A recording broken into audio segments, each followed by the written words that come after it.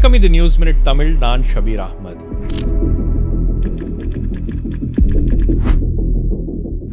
இரண்டாயிரத்தி 26 தேர்தல் தமிழகத்தில் ஒரு திருப்பு முனை அப்படின்னு சொல்லலாம். ஆங்கிலத்தில் சொல்ல போனோம்னா ஒரு வாட்டர் ஷெட் மூமெண்ட் அப்படின்வாங்க. 2 திராவிட கட்சிகளை வீழ்த்தி தமிழக வெற்றிக் கழகம் ஆட்சியை பிடித்திருக்கிறது. சி ஜோசப் விஜய் எனும் நான் இந்த அரசியல் மாற்றம் அப்படின்றது ஏதோ ஒரு போகிற போக்கில் நடந்த ஒரு விஷயமாகவும், சாதாரணமாக அதை கடந்து போகக்கூடிய ஒரு முயற்சி அப்படின்றத நம்ம தொடர்ந்து பார்க்குறோம். அவங்க தயவால தான் நம்ம ஆட்சி நடக்குதான். மக்கள் தயவால இந்த ஆட்சி நடந்துகிட்டு இருக்கு. ரொம்ப டீட்டெயில்டாக ப்ரோப் பண்ண வேண்டிய ஒரு விஷயமாக இருக்கிறது. தீவிரமாக அலசி ஆராய வேண்டிய ஒரு விஷயமாக இருக்கிறது. ரொம்ப நுட்பமாகவும் என்ன நடந்திருக்கிறது அப்படின்றதை தெரிந்து கொள்ள வேண்டும். ஆனால் ஊடகங்களில் அது போன்ற விவாதங்களோ அந்த மாதிரியான டிஸ்கஷன்ஸோ ரொம்ப குறைவாக இருக்கிறது. இது ஏதோ தற்செயலாக நடந்த ஒரு விஷயம் அப்படின்ற மாதிரி தான் அது பார்க்கப்படுகிறது. மக்கள் ஓட்டு போட்டு ஜெயிக்க வச்சு ஒரு தீர்ப்பை கொடுத்து மக்களுக்காக வேலை செய்யறதுக்காக முதலமைச்சராக உட்கார வச்சிருக்கிறாங்க. ஆங்கிலத்தில் சொல்ல போனோம்னா இட்ஸ் அ டெக்டானிக் ஷிஃப்ட் அப்படின்வாங்க. அடிப்படை மாற்றம் என்பது நடந்திருக்கிறது. முற்றிலுமாக ஒரு வேறு விதமான ஒரு அரசியல் மாற்றம் என்பது நடந்திருக்கிறது. இதை பற்றி தான் இந்த வீடியோவில் நம்ம மூத்த பத்திரிகையாளர் மணி சாரோட இதை டிஸ்கஸ் பண்ண போகிறோம். மணி சார் வணக்கம். வணக்கம். வணக்கம் சுபேர்.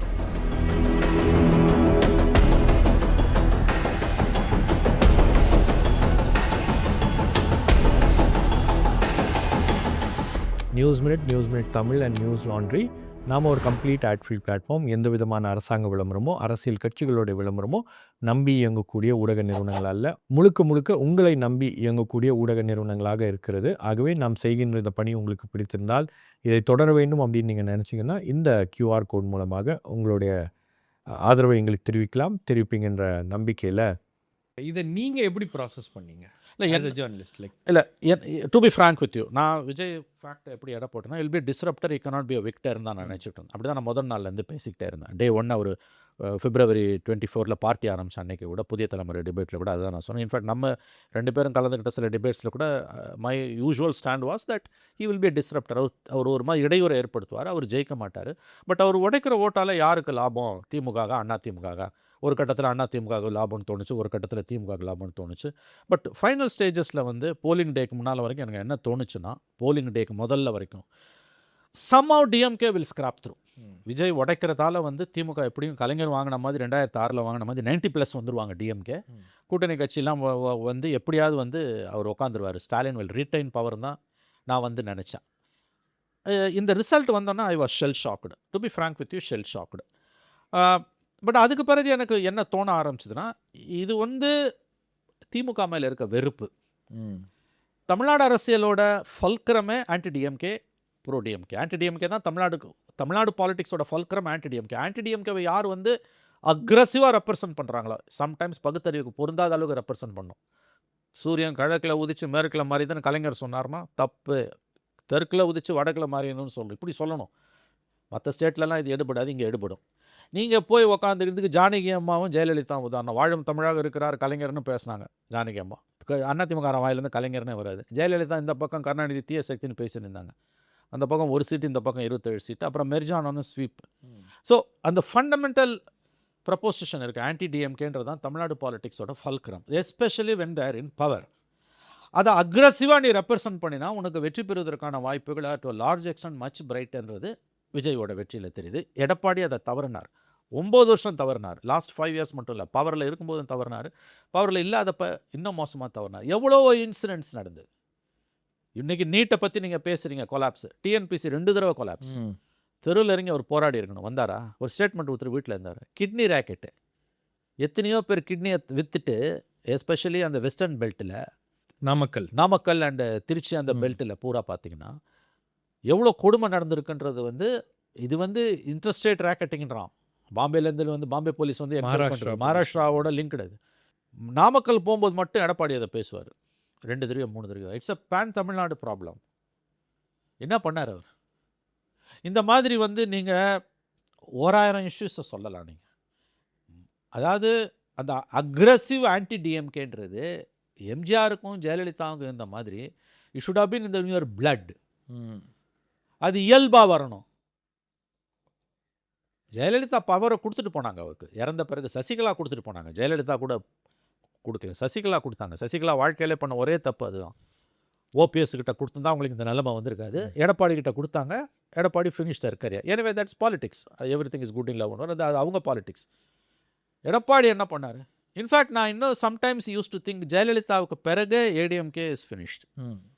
இது ஒன்றும் பெருசாக எடப்பாடின்ற தனிநபரை வந்து சொல்கிறது கூட அர்த்தம் கிடையாது. இன்னொன்று, ஆன்டி டிஎம்கேவை அவங்க அங்கே பண்ணுறதுக்கான பவர்ஃபுல் பர்சனாலிட்டி அங்கே எம்ஜிஆர் ஜெயலலிதாக்கு ஈக்குவலாக யாரும் கிடையாது.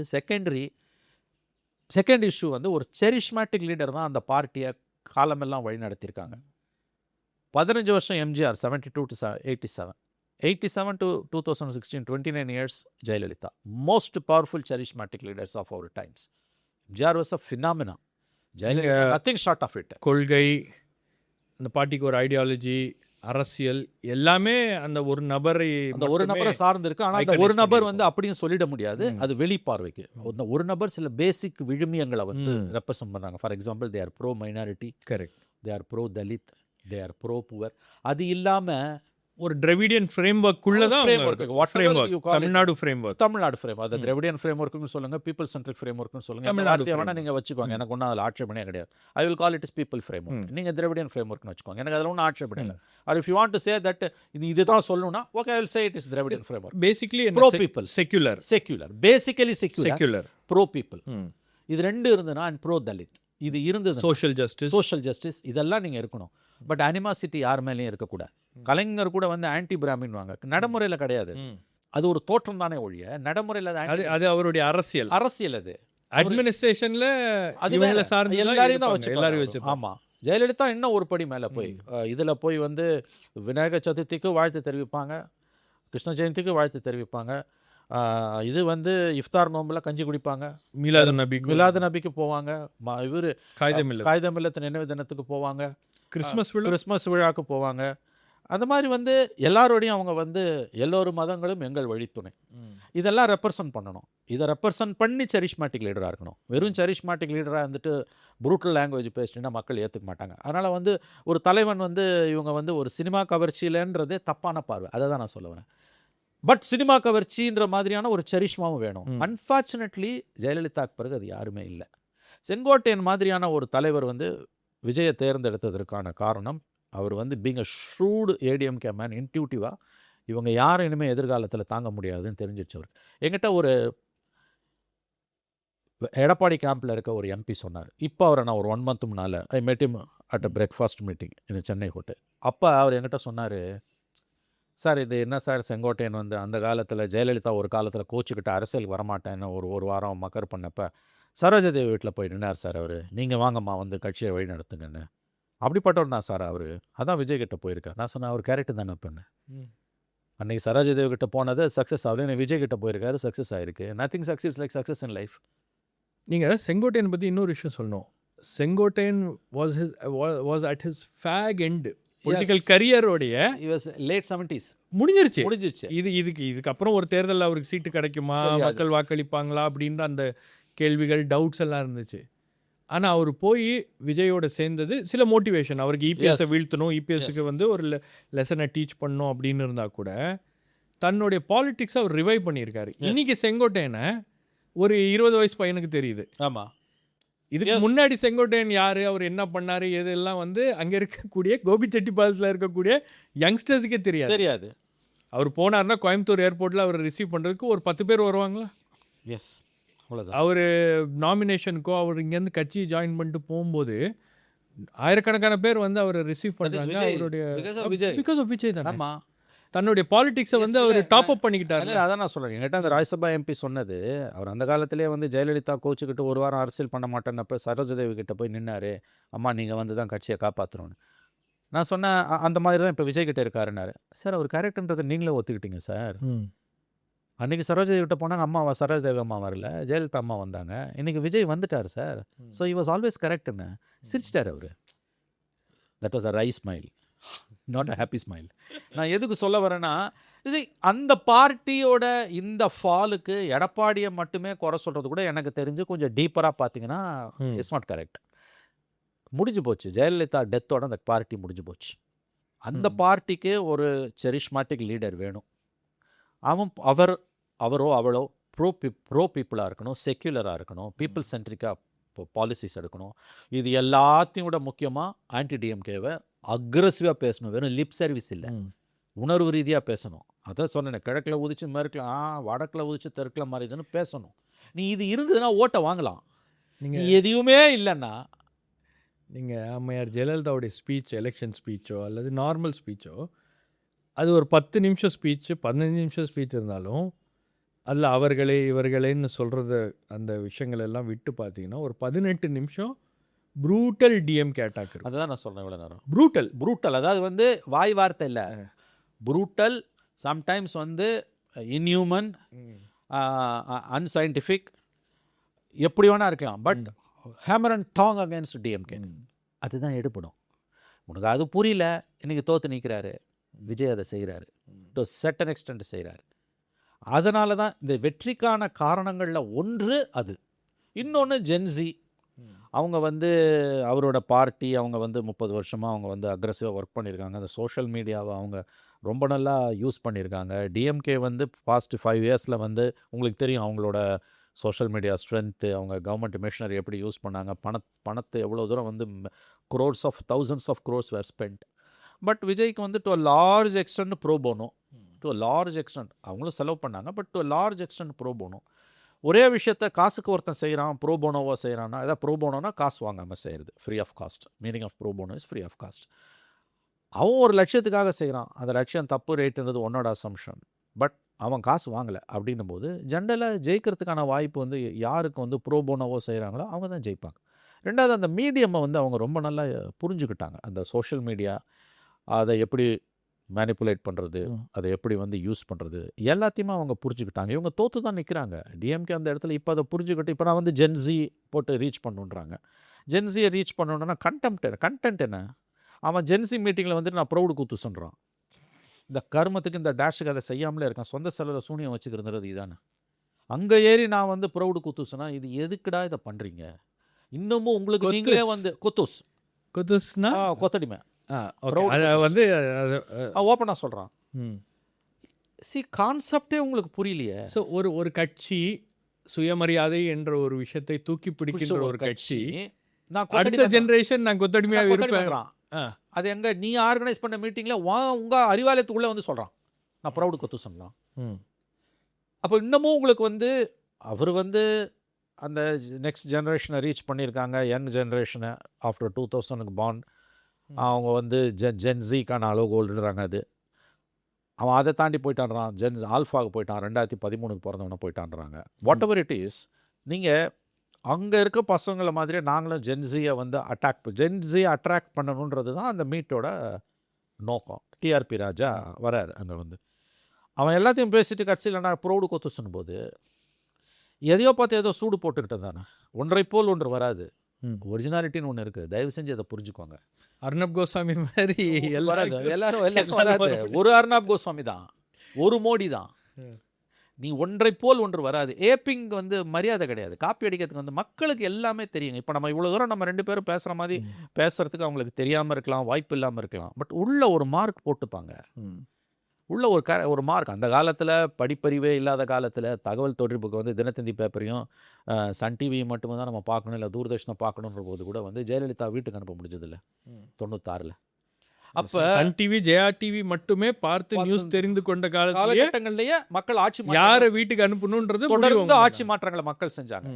Doordarshan, Sun TV, Jaya TV, Dinathanthi, Malai Murasu paper, பேர் இலக்கியம். இதை வந்து நீ வந்து இதை பார்த்த காலகட்டங்களில் கூட வந்து உள்ள மார்க் போடுறாங்க.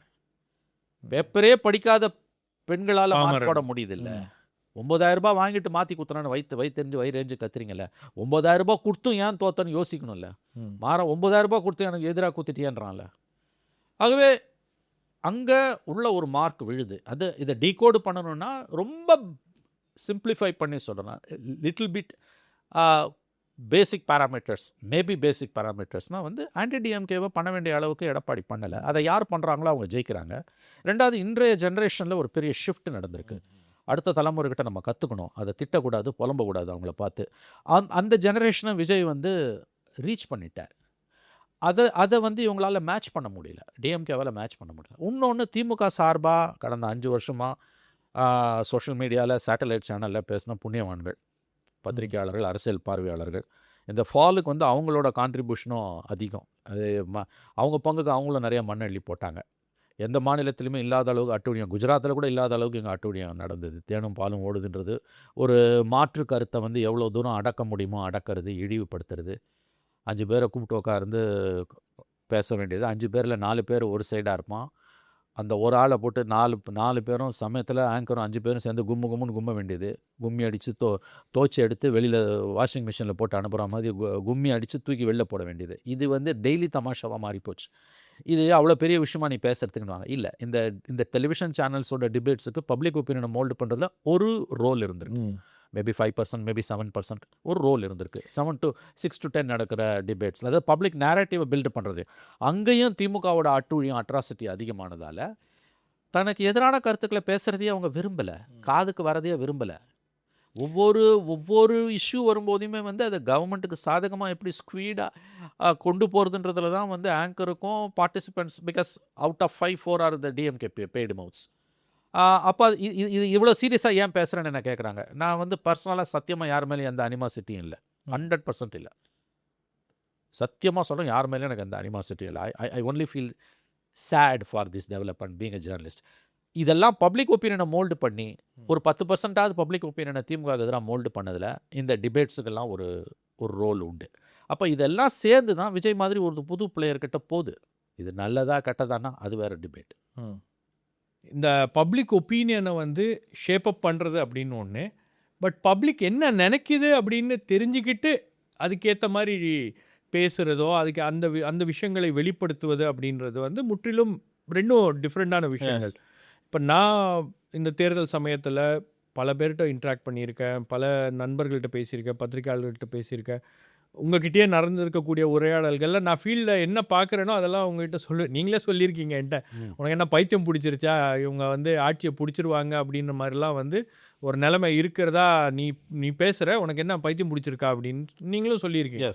பட் அதை எந்த இடத்துல வந்து பலரும் அதை பார்க்க தவறுனாங்கன்னு நினைக்கிறீங்க நீங்கள்? இல்லை, இது ரொம்ப எனக்கு சில ஜேர்னலிஸ்ட் இந்த ரிசல்ட்ஸ்க்கு அப்புறம்லாம் சொன்னாங்க, கூப்பிட்டு கேட்டாங்க. ஒரு நாள் ஒரு ஜேர்னலிஸ்ட் கூப்பிட்டு கேட்குறாங்க, வாட் இஸ் யுவர் நம்பர் அப்படின்னாங்க. நான் சொன்னேன், even if TVK performs very badly, they will get 60 seats minimum. நல்லா பெர்ஃபார்ம் பண்ணாங்கன்னா they will go to 140 or 160. இந்த மாதிரி இதில் தான் ட்ரெஜெக்டரியில் தான் இருக்குது அப்படின்னா வாட் ஆர் யூ சேயிங் அப்படின்னாங்க. பட் அதுக்கப்புறம் சொன்னாங்க, nobody saw this coming, we had blinds after blinds அப்படின்னாங்க. என்ன காரணம்னு நினைக்கிறீங்க? என்ன வாட் அதாவது வந்து majority of the journalist and majority of the பாலிட்டிஷியன்ஸை வந்து உங்களுக்கு வந்து இதை பார்க்க மறுத்தாங்கன்றது அவங்க மேலே மட்டும் குறை சொல்லக்கூடாது. இப்போ உதாரணத்துக்கு நானே வந்து கூட வந்து அவர் ஜெயிப்பாருன்னுலாம் நினைக்கல. Even my assessment was that 50 to 60 seats will be a wrecker. It's going to be a hung, but DMK has an edge because of 4-way split. And DMK will somehow scrap through and உட்காந்துருவாங்க தான் எனக்கு தோணுச்சு. But there is a tectonic ஷிஃப்ட்ன்றது, அதான் முதல்ல ஜோக்கா சொல்கிறது வந்து ஏடிஎம்கே ஓட்டை விஜய் உடைப்பாங்கன்னா, இல்லை விஜய் ஓட்டை தான் ஏடிஎம்கே உடைச்சிருக்காரு அப்படின்னு அந்த பக்கம் அங்கே ஷிஃப்ட் ஆகி போயிடுச்சு. நம்ம வந்து பார்க்க மறுத்துட்டோன்றதை வந்து இதில் வந்து நான் யாரையுமே கூட நான் குறை சொல்ல விரும்பலை. ஏன்னா மனசு வந்து ஏற்றுக்க மறுக்குது. ஒரு புது பிளேயரால் வந்து ஒரு என்டி ராமராவை இங்கே செஞ்சு காட்ட முடியுமா? அது இவங்க 2 பேரும் மிகப்பெரிய பிளேயர்ஸு, பணம் வந்து வெள்ளமாக ஓடி இருக்குது. பல ஆயிரம் கோடி திமுகவும் சில ஆயிரம் கோடி அண்ணா திமுகவும் இந்த செலவு பண்ணாங்க இந்த தேர்தல்ன்றது சத்தியம். மனசாட்சியில் ஒவ்வொரு திமுக காரனுக்கும் ஒரு அண்ணா திமுக காரனுக்கும் நான் சொல்கிறது புரியும். இதை நீ நியாயப்படுத்தி பேசலாம், அது வேறு விஷயம். பட் இதுதான் ஃபேக்ட். பெரம்பூரில் 100 கோடிக்கு மேலே செலவு பண்ணியிருக்காங்க, இதே அமௌண்ட்டு திருச்சி கிடைக்கல. But still they were defeated. It is coming அப்படின்றத வந்து ஆல்மோஸ்ட் எல்லா ஜேர்னலிஸ்ட்டுமே கணிக்க தவறிட்டாங்க. அதில் ஓரளவுக்கு இருந்தவங்க இது ஒரு பெரிய ஃபினாமினா, இப்போ 50-60 சீட்டு வரும். ஏன்னா நம்ம 10 பேரை பார்த்தோன்னா 7-8 பேர் விஜய்க்கு ஓட்டு போடுவோன்றோம். நம்ம என்ன நினச்சோம், இது நமக்கு மட்டும்தான் இந்த அனுபவம் நினச்சோம். இல்லை, நம்ம டிஸ்கஸ் பண்ணிட்டே பல தடவை நீங்களும் நானும் டிஸ்கஸ் பண்ணியிருக்கோம். நான் in fact I shouted at you, உனக்கு என்ன பைத்தியம் முடிச்சு போச்சாடா அப்படின்னு. இல்லை நான் குடிச்சிட்டு பேசுறியா அப்படின்னா கூட நான் பேசியிருக்கேன். நான் குடிக்கிறது இல்லை, நான் அப்படிலாம் பேசியிருக்கேன். என்னடா அது ஒரு நாள் காலையில் எனக்கு நல்லா ஞாபகம் இருக்குது, என்ன பைத்தியம் முடிச்சிச்சா இல்லை தெரியலையா, போதை தெரியலையான்னு. ஏன்னா வந்து you are very serious in your words. I was talking that என்னடா இவன் இப்போ பேசுகிற நீ வந்து ஏன்னா see everybody has their own baggage. இப்போ நான் பேசுகிறேன் 35 வருஷம் எனக்கு எக்ஸ்பீரியன்ஸ், நான் என்னோட பேகேஜ் இருக்குது. பேகேஜ் தான் வந்து பெரிய ஹர்டு இல்லை அசஸ் பண்ணுறதுல. I told you, I don't know whether I told you or not. I met a AP correspondent, Associated Press lady correspondent. She came here in 2004, tsunami appa, not tsunami, 2000, yeah, tsunamiக்கு முன்னால there was a HIV AIDS related seminar ஒன்று இங்கே சென்னையில் நடந்தது. 5 days workshop for journalists. Associated Pressலேருந்து ஒரு lady வந்திருந்தாங்க. அவங்க she took classes for us. அப்போ அவங்க ஒரு பாயிண்ட் சொன்னாங்க. She's a basically I think she's a white lady, a European lady. She was working in Associated Press. She was covering Australia. Next year I'll be posted to New Zealand அப்படின்னாங்க. I said why? Is it transfer, regular transfer? Yes. AP has a policy 3 இயர்ஸ்க்கு மேலே ஒரு journalist ஒரு கண்ட்ரியில் இருக்கக்கூடாது. என்ன சொல்கிறாங்கன்னா every 3 years the region needs a fresh look. 3 இயர்ஸ்க்கு மேலே நீ ஒரு கண்ட்ரியில் இருந்தீங்கன்னா ரிப்போர்ட்டராக உன்னை அறியாமலேயே without your own knowledge subconscious லெவலில் உனக்கு விம்ஸ் அண்ட் ஃபேன்சிஸ் டெவலப் ஆகிடும். அதே ஃப்ரெஷ்ஷாக வந்து பார்க்குறவனுக்கு அவனுக்கு இருக்கக்கூடிய அந்த பார்வை வேறு. So it's a policy of Associated Press that every 3 years the region needs a fresh look. This she said in 2004 November. நான் எதுக்கு சொல்ல வரேன்னா நம்ம எல்லாருமே கணிக்க தவறுனது மேபி அதால் இருக்கலாம். சில ஜேர்னலிஸ்ட் டெல்லியிலேருந்து வந்த journalist I spoke to couple of them. They said that we are flabbergasted by the support for Vijay. ரொம்ப அதாவது எங்கே திரும்பினாலும் இருக்குது. ஏன் நீங்கள் வந்து வை யுவர் இதில் 1% பர்டிகுலர்லி ஆஸ்மி நீங்கள் ஏன் வந்து இந்த ஃபினாமினாவை நீங்கள் ஏன் யாருமே பெருசுப்படுத்த மாட்டேன்றீங்க, எழுதுறது பேசுறது எல்லாமே. இன்ஃபேக்ட் பிரணாய் ராய் வந்து அவரோட அந்த டீகோடர் இதுக்காக இங்கே வந்து இந்தப்போ வந்து அவங்க ஒரு மாதிரி இன்டைரக்டாக அவர் சொன்னார். பட் அவருக்கு மேலே அவரால் போக முடியல. அவங்க வந்து ஒப்பீனியன் போல் பண்ணுறது நிறுத்திட்டாங்க. கடைசியில் போல் ஆஃப் போல்ஸ் பண்ணி அவங்களும் திமுக தான் ஜெயிக்கிட்டு போயிட்டாங்க. ஆக்சுவலாக அவரோட அந்த ஒரு அனாலிசிஸில் வந்து ஒரு இன்டைரக்ட் ஹிண்ட் இருந்ததை நான் பார்க்குறேன். அவர் வந்து யூஸ்வலாக போகும்போது பெல்வெதர் கான்ஸ்டுவன்சின்னு எடுக்கிறாங்க.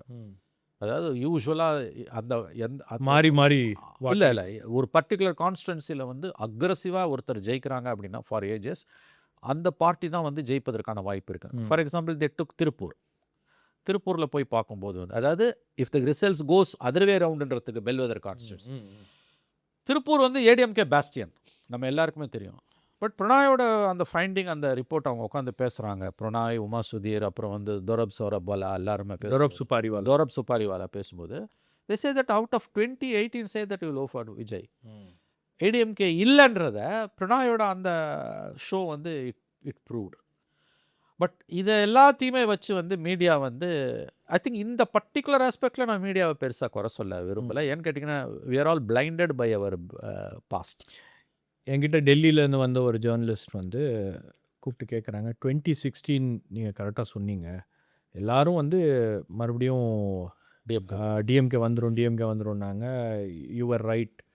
ஏன்னா அப்போ டைம்ஸ் நோவில் இருக்கும்போது நம்ம ஒப்பீனியன் போல் வந்து எக்ஸிட் போல் நம்ம பண்ணோம். எக்ஸிட் போலில் நம்ம சொன்னோம் டிஎம்கேஸ் கம்மிங் அப்படின்னு. அப்போது கூப்பிட்டு கேட்கும்போது சொல்கிறாங்க, நானே ஃபீல்டுக்கு போகிறேன், இங்கேருந்து பஸ் ஏறி ஒரு ஏரியாவுக்கு போகிறேன், பஸ்ஸில் பேசுகிறேன், 10 பேர்கிட்ட பேசினா 8 பேர் டிவிக்கேன்றாங்க, பெண்கள் டிவிக்கேன்னு சொல்கிறாங்க. ஆனால் நான் பேசக்கூடிய ஜேர்னலிஸ்ட்டு மற்றவர்கள், அதாவது மூத்த பத்திரிகையாளர்கள், உங்களுக்கு எக்ஸாம்பிள் தமிழ்நாட்டிலேருந்து வரக்கூடிய ஒரு மிக பெரிய பத்திரிகை உடைய எடிட்டர்லேருந்து ஆரம்பித்து அவங்க ஃப்ரெண்ட்ஸு எல்லார்ட்டையும் பேசும்போது எல்லாரும் திமுக வரும் அப்படின்ற மாதிரி சொல்கிறாங்க. நீங்கள் மட்டும் மாற்றி சொல்கிறீங்க, என்ன பண்ணுறதுன்னு தெரியல, ரிசல்ட் வரட்டும் பார்த்துக்கலாம் அப்படின்னு.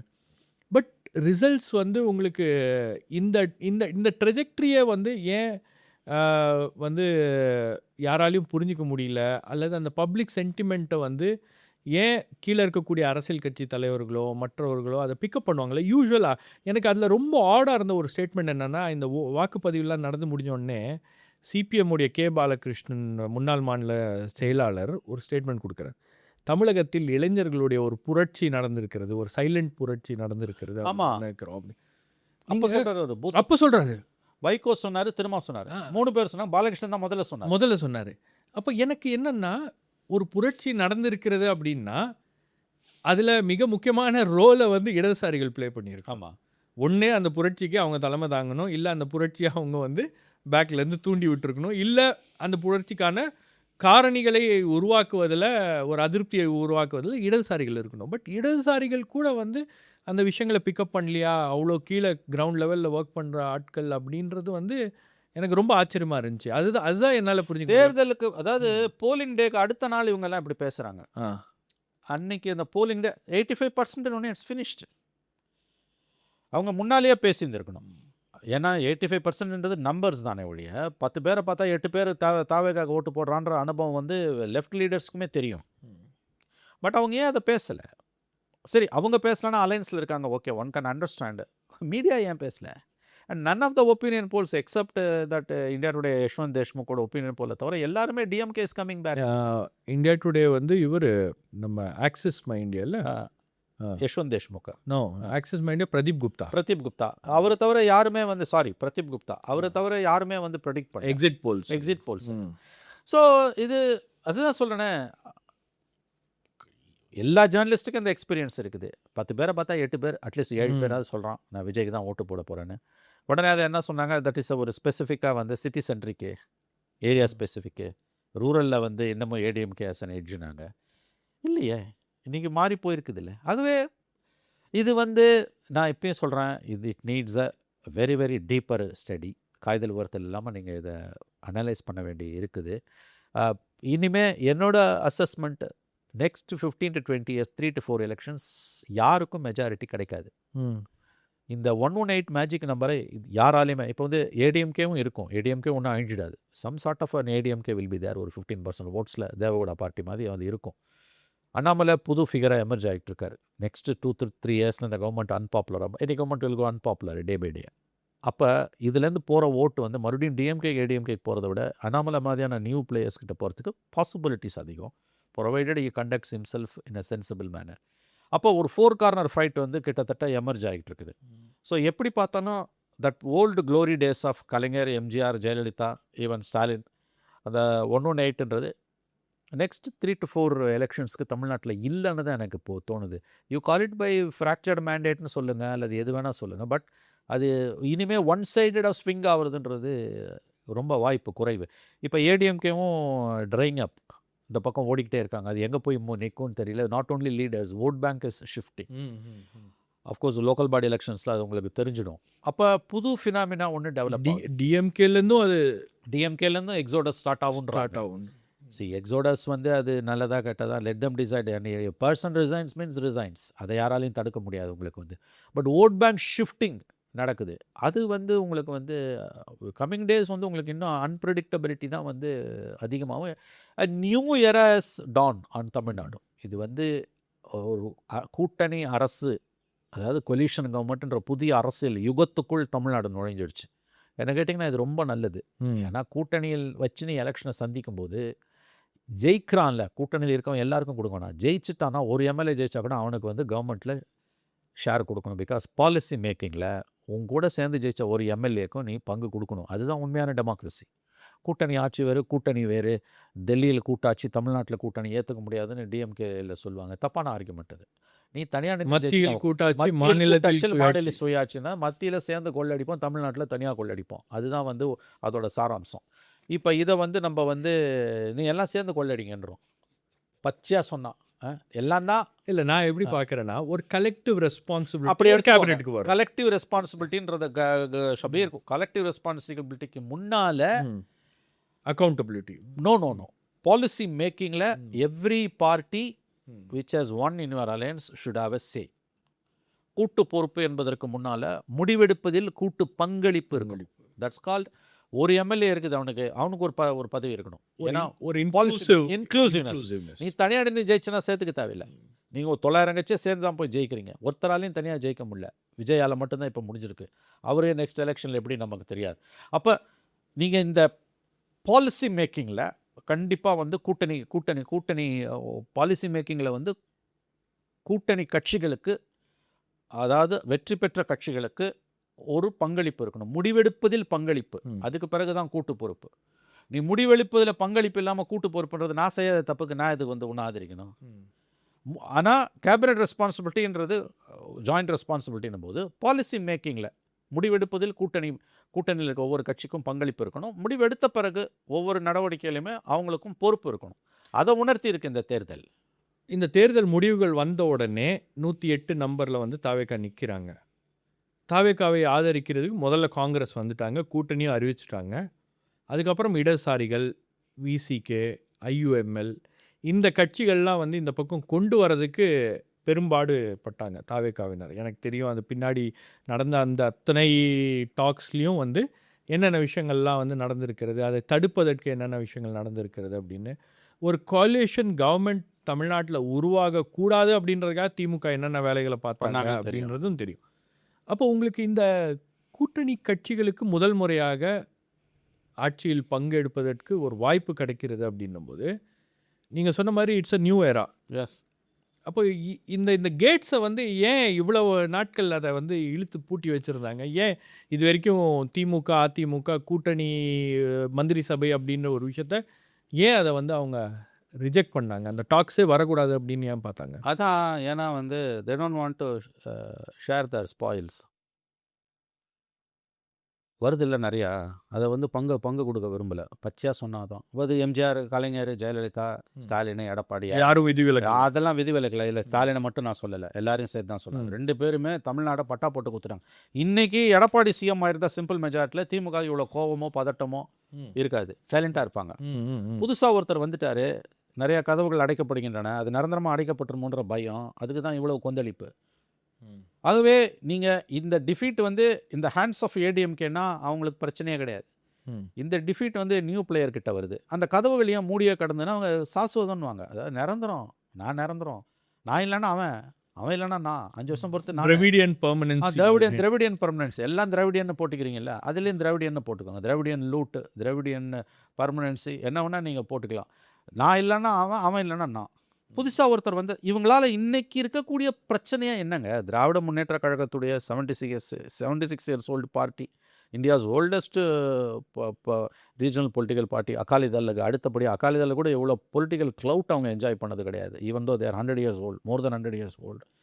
இவ்வளோ தூரம் சென்ட்ரல்லையும் ஸ்டேட்லேயும் பவர் அனுபவிச்சது கிடையாது. 32 எம்பிஸ் இருக்காங்க. They have a very good say in national politics. என்ன பிரச்சனை திமுகக்கு? இந்த முடிவை முதல்ல இன்னமும் நம்ப முடியல, இன்னமும் ஏற்றுக்க முடியல, இன்னமும் ஜீரணிக்க முடியல.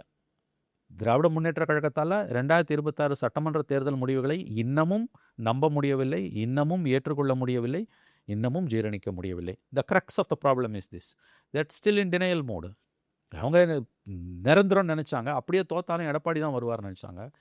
விஜய் கிட்ட தோல்வி, அதுவும் வந்து கிட்டத்தட்ட கவர்மெண்ட்டை ஃபார்ம் பண்ணிட்டார், ஒரு 10 சீட்டு தான் வந்து துண்டு விழுது, தேர் சம்மவ் தே ஆர் செட்டிலிங் டவுன் அப்படின்னும் போது மனசு ஏற்றுக்க மறுக்குது. அதுதான் பிரச்சனையோட மூல வேர். நோய் நாடி நோய் முதல் நாடி அதன் வாய்நாடி வாய்ப்பை செயல்னா.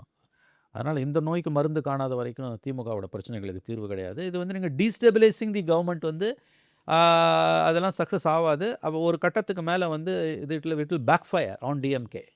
பிரச்சனை மறுபடியும் சொல்கிறேன், இந்த தேர்தல் முடிவுகளை அவர்களால் நம்ப முடியவில்லை, ஏற்றுக்கொள்ள முடியவில்லை, ஜீரணிக்க முடியவில்லை. அவர்களால் மட்டுமா இல்லை அந்த என்டையர் ஈகோசிஸ்டம் எல்லாரும்? நான் வந்து டு லார்ஜ் எக்ஸ்டென்ட் டிஎம்கே தான். ஏடிஎம்கேலாம் ஏற்றுக்கிட்டாங்க, எல்லாருமே ஏற்றுக்கிட்டாங்க. எஸ்பெஷலி டிஎம்கேல வந்து of course seniors, people with some sense of stable mind, level playing mind இருக்கவங்களுக்கு ஏற்றுக்கிறாங்க. Unfortunately those on the other side யாருன்னு தெரியும் அவங்களுக்கு, I don't know to name them. பிரச்சனையே அதுதானங்க. இல்லைன்னா நீங்கள் ஏங்க வந்து கவுந்துரும்னு ஸ்டாலின் ஏன் பேசுகிறாரு? சச் அ டால் லீடர், இந்தியாவோட மூத்த அரசியல் தலைவர்களில் ஒருவர். முதல்ல 6 மாதத்தில் கவுந்துருனார், 3 மாதத்தில் கவுந்துருனார். அந்த 3 பேர் அரெஸ்ட் பண்ணாங்களே, ஏதோ கவர்மெண்ட்டை கவுக்க போகிறானுங்கன்னு யாரோ ஒரு 3 பேர் அரெஸ்ட் பண்ணாங்கல்ல.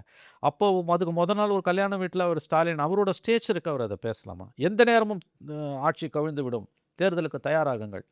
அது எப்படிங்க? அது நம்முடைய பத்திரிகை நண்பர்கள் சொல்கிறாங்க, அது ஒரு ஜெனரிக் ஸ்டேட்மெண்ட். எப்படிங்க அது ஜெனரிக் ஸ்டேட்மெண்ட்டு? ஸ்டாலின் மாதிரியான ஒரு சீனியர் பாலிட்டிஷியன், 50 வருஷத்துக்கு மேலே பாலிடிக்ஸ் நல்லது கெட்டதை பார்த்தவர், has seen many ups and downs of the party. 5 வருஷம் ஒரு சிஎம்ஆர், அவரும் சிஎம்மாக இருந்தவர் தானேங்க. ஒரு கவர்மெண்ட் வந்திருக்குது, elected government. Maybe there are several flaws, majority இல்லை, தப்பு கூட அவங்க செய்கிறாங்க, மறுக்கல. பட் கவுந்துரும் நீங்கள் பேசலாமா? உங்கள் ஸ்டேச்சருக்கு நீங்கள் பேசலாமா? இல்லை, இவங்க கவுந்துரும்னு பேசுறது தான் வந்து தாவேகா அரசாங்கத்தை கொஞ்சம் அச்சப்படுத்தி. இல்லை, அது உண்மைங்க. Instability is in the minds of Vijay. ஒன்று தெரிஞ்சுக்கோங்க, நான் ஆரம்பத்தில் உங்களுக்கு சொன்னேன்னு தெரியல. இண்டிவிஜுவல் மெஜாரிட்டி இல்லாத எல்லா கவர்மெண்ட்டுமே ஒரு அச்சம் இருக்கும். It is like a human being afflicted with a life threatening disease. ஒரு உயிருக்கு ஆபத்தான நோய்க்கு ஆட்பட்டிருக்கக்கூடிய ஒரு மனிதன் அவன் வாழ்க்கையில் அவனோட பர்சனல் லைஃப்லோட ஆம்பிஷன்ஸ், முன்னேற்றங்கள், படிப்பு அல்லது உத்தியோகம், இது எதுலேயுமே கவனம் செலுத்த முடியாது. அவன் கவனம் பூரா வந்து எப்போ செத்துருவோம் அல்லது வந்து அந்த வியாதி எப்போ குணமாகுன்றதுல இருக்கும். அந்த மாதிரி வந்து நம்பர்ஸ் இல்லாத ஒரு கவர்மெண்ட்டோட முழு கவனமே வந்து கவுத்துருவாங்களோ, அதுவும் டிஎம்கேஸ் பவர்ஃபுல் அப்போசிஷன், அவங்களால கவுக்கவும் முடியும். அதுக்கான எல்லா திறமையும் அவங்கக்கிட்ட இருக்காது. இந்த தடவை ஜெயிப்பாங்களான்னு தெரியாது, பட் அவங்களால முடியும். ஏன்னா it's an out and out political party and numbers are very delicate. 107 is a dangerous number. 117 இருந்ததுன்னா நிம்மதியாக எதிர்கட்சி, 97 இருந்ததுன்னா நிம்மதியாக எதிர்கட்சி. It's a very very delicate சாபக்கேடு இந்த number. It's a number of curse. இது வந்து முன்னாலேயும் போக முடியாது, பின்னாடி வர முடியாது. You're in a quagmire. நீ போய் மாட்டிக்கிட்ட, சுழலில் சிக்கிக்கிட்டீங்க. இன்னொரு எலெக்ஷன் வச்சு இல்லை 107 வருமா, நோபடி கேன் ப்ரிடிக்ட். அப்போ இது இப்படியே வண்டியை ஓட்டணுன்றது தான் விஜயோட எண்ணமாக இருக்கும். இவ்வளோ தூரம் கிட்ட வந்தாச்சு. அப்போ கவனம் பூரா வேறு எதுலேயுமே இருக்காது. இந்த நம்பர்ஸ், அதாவது 118 அண்ட் 107 நேரோ டவுன் எவ்வளோ பண்ணுறோமோ அதில் தான் இருக்க போகுது. That is what happening now. ஒரு திமுக தலைவர் என்கிட்ட சொன்னது என்னன்னா, இந்த முறை திமுக தோத்தது தான் நல்லது. தலைவர்களுக்கு எப்படியோ கட்சிக்கு அது நல்லது, தொண்டர்களுக்கு அது நல்லது அப்படின்னாரு. இன்னொரு திமுக தலைவர் சொன்னது, நீங்கள் வந்து அந்த சேரில் வந்து உட்கார்ற வரைக்கும் தான் போராட்டம்லாம், பிரச்சனை போராட்டம் இதெல்லாம். நீங்கள் ஒன்ஸ் வந்து உட்காந்துட்டிங்கன்னா you will be able to stabilise. உங்களால் வந்து உங்களுக்கு கீழே ஒரு மிஷினரி ஃபுல்லாக வந்துடும். நீங்கள் அதிமுக அம்மையார் ஜெயலலிதாவுடைய மறைவுக்கு பிறகு நெல்லிக்காய் மூட்டை மாதிரி செதறிடும் அப்படின்னாங்க. பட் பவர் அவங்களுக்கு வந்து அதை பைண்ட் பண்ணுச்சு. இன்றைக்கி கூட திமுகவினர் வந்து ஒரு ஒரு ஒரு நம்பிக்கையில் இருக்காங்க. அதாவது நமக்கு வந்து இடதுசாரிகள், விசிகா, மற்றவங்கெல்லாம் இருக்காங்க. அவங்கள வச்சு நம்ம ஏதாச்சும் ஒன்று பண்ணலாம் அப்படின்னு. சொல்ல போகணுன்னா கூட்டணி கட்சிகளில் தாவேக்காவில் இப்போ போயிருக்கக்கூடிய கட்சிகள்லேருந்தே வந்து பல பேர் வந்து இன்னும் திமுக ஹேங் ஓவரில் தான் இருக்காங்க. பல தலைவர்களும் அப்படி தான் ஒரு மனநிலையில் இருக்காங்க அப்படின்ற தகவல் வருது. இது எல்லாமே உள்ளுக்குள்ளே ஒரு விதமான ஒரு அசாதாரண சூழலை பொலிட்டிக்கலாக ஏற்படுது, வெளியே தெரியல.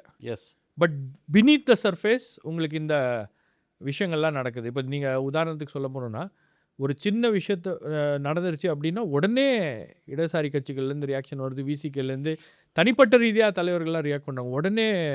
அது வந்து because of DMK hangover, colonial hangover இந்தியாவில் இன்னமும் இருக்குல்ல. அந்த மாதிரி வந்து டிஎம்கே ஹேங் ஓவர் வந்து especially for left leaders and Thiruma. எது ஒரு சின்ன சின்ன சம்பவம் நடந்தாலுமே வந்து for your level of maturity இவங்க அதை பண்ணக்கூடாது, ஆனால் பண்ணுறாங்க. ஏன்னு கேட்டிங்கன்னா அது ஹேங் ஓவர். அது வந்து விட்டகுறை தொட்டகுறை. Maybe for some it is இது வந்து செஞ்சோற்று கடன். சிலருக்கு அது செஞ்சோற்று கடன், சிலருக்கு வந்து ஹேங் ஓவர் பாலிசி வைஸ். நீங்கள் ஒரு விஷயம் புரிஞ்சுக்கோங்க, ஒன்ஸ் பவரில் உட்காந்துட்டாங்கன்னா அவ்வளோ சீக்கிரம் இறக்க முடியாது. இன்னொன்று எங்கள் கூட போன லெஃப்ட்டோ ஐயூஎம்எல்ஓ விசிகாவோ காங்கிரஸோ திரும்ப திமுக கிட்ட வருவாங்கன்றது கனவு காண்றது. எப்படிங்க வருவாங்க?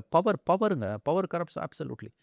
இந்த பவரை வேணான்னு தூக்கி போட்டதை பற்றி தனக்கு கவலையும் இல்லைன்னு ஃப்ரீயாக இருந்த, பிரின்சிபல்ஸ்க்காக மட்டும்தான் இருந்தேன்னு ஒரே தலைவர் இந்தியன் பாலிடிக்ஸில் மொரார்ஜி தேசாய். ஃபினாமினா அவர். பல விஷயங்கள் அவருக்கு பிற்போக்குத்தனமான கருத்துக்கள் இருக்கலாம், பட் அப்படி ஒரு பாலிட்டிஷனை பார்க்கவே முடியாது. அவர் கேட்டாங்க, பவரை விட்டு இறங்கி சரண் சிங்கை உசுப்பி விட்டு இந்திரா காந்தி கவுத்து எலெக்ஷன் வந்தப்போ அவர் இறங்குறார் நாக்பூர் ஏர்போர்ட்டில். அப்போ இந்தியன் எக்ஸ்பிரஸ் ரிப்போர்ட்டர் தான் கேட்குறாரு, அவர் பவரில் இருக்கிறதுக்கு இல்லாமல் இருக்கிறதுக்கு என்ன வித்தியாசம்? It's very simple. இப்போ ஜோவேலாக தான் பேசினார். It's very simple. The minute you become prime minister, you will have the strength of 10,000 elephants. You will have the entire government mission, you will have the police, you will have the intelligence, even you will have the blessings of judiciary. இதெல்லாம் அவர் சொன்ன வார்த்தை. You will have the support of capital corporates. Power இல்லைன்னா அது இல்லை, அவ்வளோதான். அதை தூக்கி போட்டுட்டு வர முடிஞ்சுது. He was a man of principle. Richard ஆட்டன்பரோவோட காந்திஜி படத்தை போட்டப்ப டெல்லியில் ப்ரீவியூ ஷோ ஒரு 30 நாள் ஃப்ரீயாக போட்டு காமிச்சாங்களாம். அந்த டைமிங் வந்து இட் வாஸ் 6 to 7. 30 நாள் அவரால் போக முடியல. ஏன்னா அவர் என்ன சொன்னார்னா, அட் திஸ் ஏஜ் வந்து எனக்கு வந்து 5:45 I should go to bed. அந்த அளவுக்கு வளைஞ்சே கொடுக்காதவர், அதனால தான் இருக்க முடியல. But politics is nothing but compromise. இப்போ டிஎம்கேவோட ஒரு பெக்யூலியர் சுச்சுவேஷன் என்ன தெரியுமா? அவங்க வந்து பிரின்சிபல், இன்னும் சொல்ல போனால் இந்த டிஃபீட் வந்து டிஎம்கேக்கு பேட் டிஃபீட்டே இல்லை. அவங்க கவலைப்படுறதுக்கோ அசூயையாக ஃபீல் பண்ணுறதுக்கோ எதுவுமே இல்லை. It's a good performance. இது வந்து ஒரு நல்லதும் கெட்டதும் கலந்த கவர்மெண்ட்டு. ஃபுல்லாக அந்த கவர்மெண்ட்டை கொண்டாடவும் முடியாது, தூக்கி கீழே போடவும் முடியாது. Stalin has done many a good things and many a bad things also have happened his government. அதனால் இந்த கவர்மெண்ட்டை வந்து ஒரு காய்தல் உரத்தல் இல்லாமல் தான் நம்ம வந்து எடை போடுவோம். நிறைய நல்லது பண்ணியிருக்காரு அவர், மறுக்கலை. 59 சீட் வந்து ஃபுல் 5 இயர்ஸ் ரூல் பண்ணிவிட்டு 135 சீட்ஸ்லேருந்து 59 சீட் வருது. Not a bad performance, it's a decent performance. Principal opposition 91 ஒரு சீட் வாங்கி கலைஞர் தோத்தார். ராஜீவ்காந்தி படுகொலையில் கொலைப்பழி விழுந்தது. 2 சீட், ஒரு சீட்டு, முதல்ல ஒரு சீட். ஏன்னா ஒன்று வந்து எலெக்ஷன் வந்து ஒத்தி வச்சுட்டாங்க. Okay okay. துறைமுகத்தில் கலைஞர் ஜெயிச்சிடறாரு. எக்மோரில் வந்து பருதி பருதி எப்போ ஜெயிக்கிறாருன்னா, எக்மோரில் வந்து ஒரு கேண்டிடேட் இண்டிபெண்டன்ட் ஒருத்தன் செத்துடுறான். அப்போல்லாம் இண்டிபெண்டன்ட் செத்தா எலெக்ஷன் நிறுத்திடுவாங்க. டிஎன் சேஷன் வந்த பிறகு தான் அது மாறிச்சு. 94 தான் மாற்றுறாரு. அப்போ கலைஞர் வந்து துறைமுகத்தில் ஜெயிச்ச உடனே ரிசைன் பண்ணிடுறாரு. அதுக்கு பிறகு வந்து துறைமுகத்துக்கும் எக்மோருக்கும் பை எலெக்ஷன் வந்து 2 பேர் போகிறாங்க உள்ள. செல்வராஜ் துறைமுகம், பருதி எக்மோரு. 93 வைகோ வெளில போனோன்னா பருதி மட்டும்தான் டிஎம்கே, செல்வராஜ் வந்து எம்டிஎம்கேக்கு போயிடுறாரு. அதை விட டிஃபிட் இது. It's a good performance. 59 சீட்ஸ்ன்றது it's a very good performance. Problem என்ன உங்களுக்கு? அந்த 5 வருஷம் நீங்கள் ஆண்டப்போ சாஸ்வதம்னு நினச்சிங்க, நிரந்தரம். அதுவும் கடைசி முடிஞ்சிச்சு. நம்ம ADMK down and under, BJP கூட இருக்குது பேகேஜ், நம்ம கூட எல்லா அலையன்ஸ் பார்ட்னர்ஸ் இருக்காங்க, விஜய் ஜுஜிபி நம்ம அப்படியே சமாளிச்சிடலாம் அப்படி நினச்சிங்க. ஆனால் இது இப்படி எங்கேயோ முடியும்னு நினைக்க.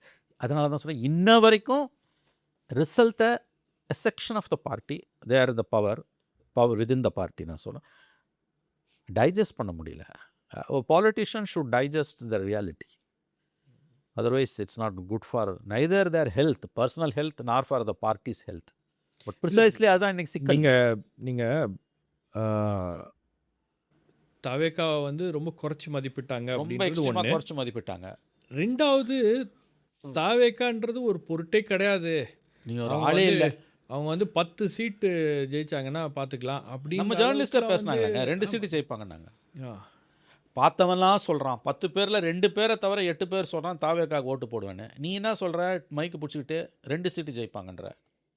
ஏன் இது எப்படி நடந்தது? இது இப்படி வந்து ஒரு இல்லை அவ்வளோ எப்படி திமுக அண்டர் எஸ்டிமேட் பண்ணணும்னு அதுதான் எனக்கு அது வந்து ஏன்னா அது பலரும் இப்போ நான் சொல்கிறேன்ல, இவங்க ஆட்சிக்கு வந்தாங்கன்றதை நானே முதல்ல நம்பலை. ஏன்னா I thought it will be around 50 to 60 polling day அன்னைக்கு தான் எனக்கு வந்து டிஎம்கே சான்ஸ் வே அவுட்னு எனக்கு தோணுச்சு. ஏன்னா இவ்வளோ பேர் வந்து ஓட்டு போடுறான்னா யார் ஜெயிப்பான்றது immaterial, but this government is gone. இவ்வளோ பேர்லாம் வந்து ஓட்டு போட மாட்டான், அது தெரிஞ்சு போச்சு. அதுக்கு எஸ்ஐஆர் இந்த கதெல்லாம் விட்டாங்க. அவங்க வந்து 11th hour வரைக்கும் தன்னைத்தானே ஏமாற்றிட்டு இருந்தாங்க. பட் இது எப்படி நடந்தது அப்படின்றது வந்து ஆனஸ்ட்லி ஸ்பீக்கிங், திமுக அது எப்படி நடந்துன்றதுக்கு நான் ஒரு விளக்கம் கொடுத்துட்டேன். ஆன்டி டிஎம்கே தான் வந்து ஃபல்க்ரம் அதை அவர் ரெப்ரசன்ட் பண்ணிட்டாரு. And back to back government அவங்க வந்ததே கிடையாது. பட் எப்படி டிஎம்கே அதை கணிக்க தவறிட்டாங்கன்றது தட்ஸ் ரியலி $1 million கொஸ்டின் தான். அவங்களால ஒன்றும் பண்ணியிருக்க முடியாது. என்ன பண்ணியிருக்க முடியும் அவங்களால? கடைசி நேரத்தில் அவங்களுக்கு தெரிஞ்சிருச்சுன்னாங்க. தேனோ ஐபேக்லாம் தேனோன்றது வந்து அந்த வே அவுட்ன்றது தெரிஞ்சிருக்கு. But who is coming? விஜயோடைய கிராஃப் ஏறிட்டு இருக்குன்றது தெரிஞ்சிடுச்சு. சரி, நீங்கள் விஜய் வந்து அவங்க எடுத்த இன்டர்னல் சர்வேஸில் 25% கீழே விஜய் போவே இல்லை. ராயபுரத்தில் எடுத்த சர்வேயில் விஜயுடைய நம்பர்ஸ் வந்து இனிஷியலாக அவங்க எடுக்கும்போது 55% போலிங். இந்த கரூர் மற்ற சமாச்சாரங்களுக்கு பிறகுலாம் எடுக்கும்போது 45. அவ்வளோதான். அது அந்த ரேஞ்சிலே தான் இருக்குது. அந்த சென்னை போன்ற பகுதிகளெலாம் அப்படி தான் இருக்குது. அதே மாதிரி பார்த்தீங்கன்னா உங்களுக்கு த்ரூ அவுட் த ஸ்டேட் வந்து 25% கீழே இறங்கவே இல்லை. இவங்க என்ன நினச்சாங்க, அவங்க கேண்டிடேட்ஸ் போடுவாங்க, கேண்டிடேட்ஸ் போட்டாங்கன்னா அவங்களுடைய அடையாளம் தெரியாது, யாரை கேண்டிடேட்டாக போடுறாங்கன்னு தெரியாது. ரெண்டாவது நீங்கள் பணம் செலவு பண்ணணும், பிரச்சாரம் பண்ணணும், 10 நாள் தான் இருக்குது பிரச்சாரத்துக்கு. இதில் வந்து இவங்களால் பெரிய அளவில் எடுக்க முடியாது. விஜயுடைய பிரச்சாரமும் வந்து பேன் தமிழ்நாடு நடக்கலை, குறிப்பிட்ட பகுதிகளுக்கு தான் போயிருக்கு. அப்போது விஜய் எல்லா பகுதிகளுக்கும் போனார்னா மேபி இம்பேக்ட் இருக்கும். பட் போகல அப்படின்னும் போது இதெல்லாம் லிமிட் ஆகிரும், இந்த நம்பர்ஸ் இன்னும் கம்மியாக வந்துடும் அப்படின்னு நினச்சாங்க. பட் விஜயை வந்து இவங்க விமர்சிக்காதது ஒன்று. ஆனால் விஜயை எதிர்த்து இவங்க பண்ண பல விஷயங்கள் வந்து திரைமறைவில் பண்ண பல விஷயங்கள் வந்து இட் கேவ் ஹிம் ஸ்ட்ரென்த். அந்த பலம் என்பது அப்படியே கூடிக்கொண்டே போச்சு அப்படின்றது தான் அவங்க அதை தெரிஞ்சுக்கிட்டாங்க. இந்த லாஸ்ட் 3 வீக்ஸில் அவங்களுக்கு அது தெரியுது. ஆனால் இல்லை எனக்கு ஒன்று தோணும் எப்படி வந்து ஏடிஎம்கேவோட resurrection is next to impossible almost after Jayalalithaa's death because charismatic leaders கிடையாது அண்ட் ஆன்டி டிஎம்கே பாலிடிக்ஸே அவங்க கம்ப்ளீட்டாக டோன் டவுன் பண்ணிட்டாங்க. So it's finished. It's nature's law முடிஞ்சு போச்சு. அதே மாதிரி வந்து back to back DMK government is almost next to impossible. அவர் என்ன நல்லது பண்ணாரோ 2வது தடவை அவங்க அவர் பவரில் இருக்கும்போது வந்திருக்க முடியாது. மேபி நெக்ஸ்ட் எலெக்ஷனில் ஜெயிச்சு ஸ்டாலின் சிஎம் ஆகலாம். Nobody can rule out that statement. That possibility is always there. But back to back அவர் வர முடியாதுன்றதுக்கான ஒரு காரணம் தட் இஸ் ஆவரேஜ் டிஎம்கே கேடரோட டிஎன்ஏல இருக்கக்கூடிய சில ஆட்டிடியூட்ஸ். நீ என்ன நல்லது பண்ணாலும் கீழே அவன் போய் பிரச்சனை தான் பண்ணுவான். தலைமைக்கு தான் வந்து கெட்ட பேரும். அவர் நிறைய பேரை ஏடிஎம்கேலேருந்து கொண்டு வந்து டிஎம்கேல சேர்க்கறது. He wants to change the DNA of DMK. யார் ஏடிஎம்கேலேருந்து வந்தாங்கன்னாலும் அவங்கள டிஎம்கேல அவர் சேர்த்துக்கிறது இப்போ இல்லை. 2006-11 அதுக்கு பிறகு பவர் போனதுலேருந்து. எங்கிட்ட கேஎஸ் ராதாகிருஷ்ணன் இருக்கார்ல, நம்ம பழைய டிஎம்கே ஸ்போக்ஸ் பர்சன், இப்போ பிஜேபியில் இருக்கார். நம்ம எல்லாருக்கும் நல்ல நண்பர் தான் அவர். கேஎஸ் ராதாகிருஷ்ணன் ஒரு தடவை நான் இந்தியா டுடேல இருக்கும்போது எங்கிட்ட ஒரு பாயிண்ட் சொன்னார். அதாவது வந்து it is nothing but ADMKisation of DMK. Stalin வந்து அதை தான் விரும்புகிறாரு. நான் அதை எப்படி புரிஞ்சுக்கிறேன்னா வந்து லுக் அவர் இப்போ என்ன தான் வந்து தலைமை சிஎம்மாக இருக்கும்போது கலைஞரோ ஸ்டாலினோ வந்து நல்லது பண்ணாங்கன்னாலும் பீப்புள் சென்ட்ரிக் பாலிசிஸ் கொண்டு வராங்க, ஸ்கீம்ஸ் கொண்டு வராங்கனாலும் அண்ட் ஆவரேஜ் டிஎம்கே கேடரோட, நான் எல்லாரையும் சொல்லலை, அண்ட் ஆவரேஜ் டிஎம்கே கேடரோட rude inhuman behaviour at the ground level இருக்கு இல்லையா, அது வந்து பார்ட்டியோட பலவிதமான அச்சீவ்மெண்ட்ஸை வந்து டெஸ்ட்ராய் பண்ணிடுது. இது வந்து அவருக்கு நல்லாவே தெரியுது ஸ்டாலினுக்கு, being a shrewd politician. So he wants to change the character in a way. He wants to change the DNA of DMK but nobody can change one's DNA. அது ஒரு உள்ளுக்குள்ளே இருக்கு போல. இப்போ நான் அடிக்கடி அந்த வார்த்தைகள்லாம் வந்து டிஆர்பி ராஜா அவர்கள் மேடம் திமுக காரண்டா அந்த அப்படின்னு அந்த அந்த ஒரு அந்த யாரு ரொம்ப அரகண்ட் அப்படின்றது தான் மக்கள் மத்தியில் மக்கள் மத்தியில இப்போ டிஆர்பி ராஜாலாம் பேசுகிறாருன்னும் போது arrogance at its peak because of his body structure also. 7 அடி இருப்பார் அவர் வந்து அப்படி மைக்கை பிடிச்சிட்டு அப்படி பேசுகிறாருன்னும் போது வந்து அவங்க நல்லது பேசினாலுமே அது எடுபடாது. அவன் திமுக காரண்டா அப்படி இப்படின்னு பேசும்போது இன்னமும் ஏற்கனவே வெறுப்பில் இருக்கவன் இன்னமும் கோவம் தான் படுவான் அவங்களுக்கு. அங்கே அவரோட வெரி சேட் திங், அவருக்காக அந்த அவரோட கான்ஸ்டுவன்சியில் ஒர்க் பண்ண விசிகே கேடர்ஸ் சொன்னது அந்த சில செக்மெண்ட்ஸ்குள்ளே ஒரு கேம்பெயினுக்கே போகல because of obvious factors. So சாதிய காரணங்களா? ஆப்வியஸ்லி இதுதான் வந்து this was the sad thing. And some of the VCK cadres whom I spoke to அவங்க சொன்னாங்க அவர் வரவே இல்லைங்க அவர். ப்ளஸ் தேர்தலுக்கு பிறகும் அவருடைய பிஹேவியர், அந்த ஜென்சி மீட்டிங்லலாம் அவரோட பேச்சு, இதெல்லாம் வந்து நீங்கள் வந்து you should have that humility that especially when you are down and under. தோத்தாலும் உங்களுக்கு வந்து தோணலை, ஜெயித்தாலும் உங்களுக்கு அது வந்து நீங்கள் வந்து தட் ஆட்டிடியூட் ஆஃப் அரகன்ஸ் இருக்கு இல்லையா உங்களுக்கு வந்து. அண்டு அரகண்ட் பிஹேவியர் மட்டும் இல்லை, அது அரகண்ட் பிஹேவியராக இருக்குன்ற ஒரு தோற்றம் இருக்குல்ல, அதையே நீங்கள் கவலைப்படாமல் அதை வந்து யூ ஆர் கோயிங் ஃபார்வர்டு. அது இருக்கக்கூடாது. அண்ட் ஆவரேஜ் ஏடிஎம்கே கேடர்கிட்ட அது இருக்காது. ஜெயலலிதா அடக்கி வச்சுருந்தாங்க அது எல்லாரையுமே உங்களுக்கு வந்து. But anyway these are all மேம்போக்கு பெரிஃபரல் இஷ்யூஸ். இது டிஆர்பி ராஜா இப்போ அப்படி பிஹேவ் பண்ணுறதாலெல்லாம் ஒன்றும் தோக்கல. அது அவர் அப்படியே பவ்யமாக இருந்தால் மட்டும் இவங்க என்ன ஜெயிக்க போகிறாங்க, அது ஒன்றும் கிடையாது. ஓவராலாக வந்து விஜய் ஃபேக்டரை அவங்க கவனிக்க தவறிட்டாங்க. நீங்கள் வந்து இன்னொன்றுங்க, இப்போ வந்து விஜய் சோஷியல் மீடியாவை அக்ரெசிவாக யூஸ் பண்ணார், அதனால தான் பண்ணார். நம்மளும் சோஷியல் மீடியா இப்போ ஸ்டாலின் அவர்கள் அன்றைக்கி என்ன பேசினார், நம்ம வந்து இன்ஸ்டாவில் வந்து ஆக்டிவாக இருக்கணும்னா. ஒரு காலத்தில் நம்ம டீ கடையில் வந்து தேர்தல் முடிவு வந்த ஒரு வாரத்தில் அவர் சொன்ன வார்த்தை தேர்தல் இதாவது வந்து நம்ம திராவிட முன்னேற்ற கழகம் வந்து பேசியே வளர்ந்த இயக்கம், டீ கடைகளில் உட்காந்து அரசியல் பேசுவோம், அந்த மாதிரி இப்போ காலம் மாறிடுச்சு, நம்ம இன்ஸ்டாவில் பேசுவோம். நான் என்ன நினச்சேன்னா, ஸ்டாலின் சார் நீங்கள் டீ கடையில் பேசினாலும் இன்ஸ்டாவில் பேசினாலும் என்ன அரசியலில் பேசுகிறீங்க? இன்ஸ்டாவில் பேசுகிறீங்கன்றது அதன் அளவுலேயே ஒரு முடிவு கிடையாது. இன்ஸ்டாவில் போய் உட்காந்துக்கிட்டு ப்ரௌடு குத்தூசுன்னு பேசுனீங்கன்னா அதுக்கு ஏதாவது அர்த்தம், அது எடுபடணும்ல, நீங்கள் பேசுகிற விஷயங்கள் எடுபடணும்ல. அது இல்லைங்க, அதை தான் நான் உங்களுக்கு சொல்ல வரேன் சார். அதாவது டீ கடையில் பேசணும், எழுத்தில் பேசணும், பத்திரிக்கையில் பேசணும், டிவியில் பேசணும்லாம். இப்போ நாங்கள் இன்ஸ்டாவில் பேசுகிறோன்றீங்க, பேசுங்க, எதை வேணால் பேசுங்க. என்ன பேசுகிறீங்க?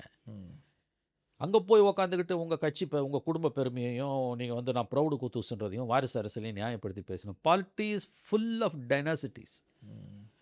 அறிவாலயத்தில் கலைஞர் ஃபேமிலியில் மட்டும் இல்லை, எல்லா டிஸ்ட்ரிக்ட்லேயும் கூச்ச நாச்சம் இல்லாத குடும்ப அரசியல், அதை விட வெக்கக்கேடு, அதை நியாயப்படுத்தி பேசுறது. Array Baba, this a new generation. இதுதாங்க நாங்கள் குடும்ப அரசியல் குடும்பமாக பண்ணுவோன்னா முடிவு இப்படி தான் வந்து முடியும். அதை நியாயப்படுத்துறதுன்றது அன்அக்செப்டபிள் இல்லைங்க.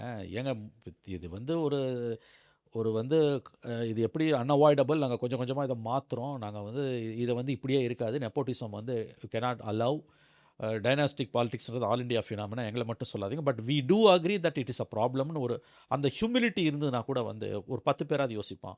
மாறா நீங்கள் ஜஸ்டிஃபை பண்ணுறீங்க யாருக்கிட்ட, இப்போ இருக்க ஜென்ரேஷன் கிட்ட.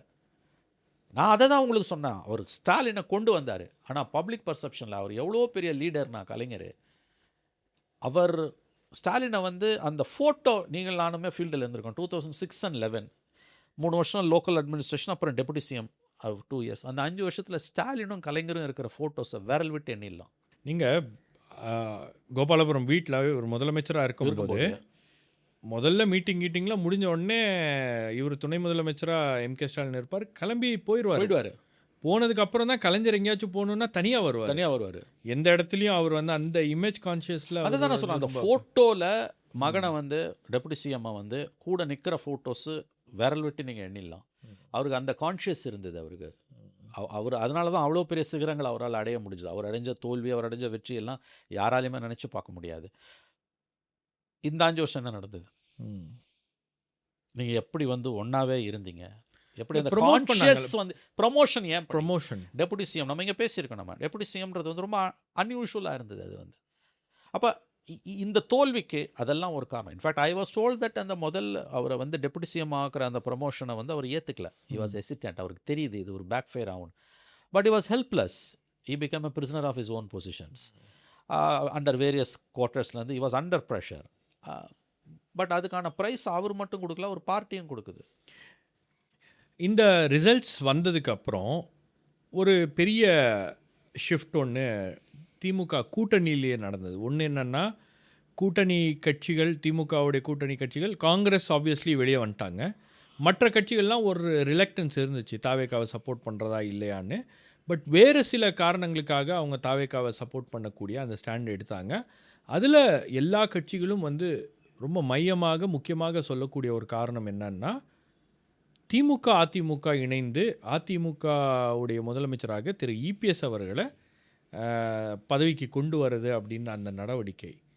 இது கேட்கும் போதே ரொம்ப அதிர்ச்சியாக இருந்தது. ஆனால் இந்த மாதிரியான ஒரு பிளானை, பிஜேபி பேக்டு ஒரு பிளானை திமுக எடுத்ததற்கான அந்த முயற்சிகளை எடுத்ததற்கான காரணம் என்ன? ஏன்னா அந்த முயற்சி இல்லவே இல்லை அப்படின்னா கூட மல்டிபிள் லீடர்ஸ் ஹவ் கன்ஃபார்ம். நீங்கள் சிபிஎம் பொதுச் செயலாளர், அகில இந்திய பொதுச் செயலாளர் எம்ஏ பேபிலேருந்து ஆரம்பித்து திரு சண்முகம் அவர்களாக இருக்கட்டும், அல்லது உங்களுக்கு காதர் மொய்தீனாக இருக்கட்டும், எல்லாருமே வந்து இந்த விஷயத்தை வந்து மேற்கோள் காட்டுறாங்க. இப்போ அதிமுக தலைவர்களை அதை பற்றி பேசுகிறார்கள். அப்படின்னும்போது இதோடைய சீரியஸ்னஸை புரிஞ்சிக்காமல் இதை இவங்க பண்ணியிருப்பாங்கன்னு நினைக்கிறீங்களா ரெண்டு கட்சிகளும்? இல்லைங்க, இப்போ மே 4ஆம் தேதியிலேருந்து 9ஆம் தேதி வரைக்கும் அந்த 6 நாள் என்ன நடந்தது என்பதை பற்றி யாராவது ஜேர்னலிஸ்ட்டு, உங்களை மாதிரி ஜேர்னலிஸ்ட்டு, நான் இவங்க சம்மந்தப்பட்ட எல்லா பிளேயர்ஸ்கிட்டையும் பேசி ஒரு புக்கு எழுதலாம்.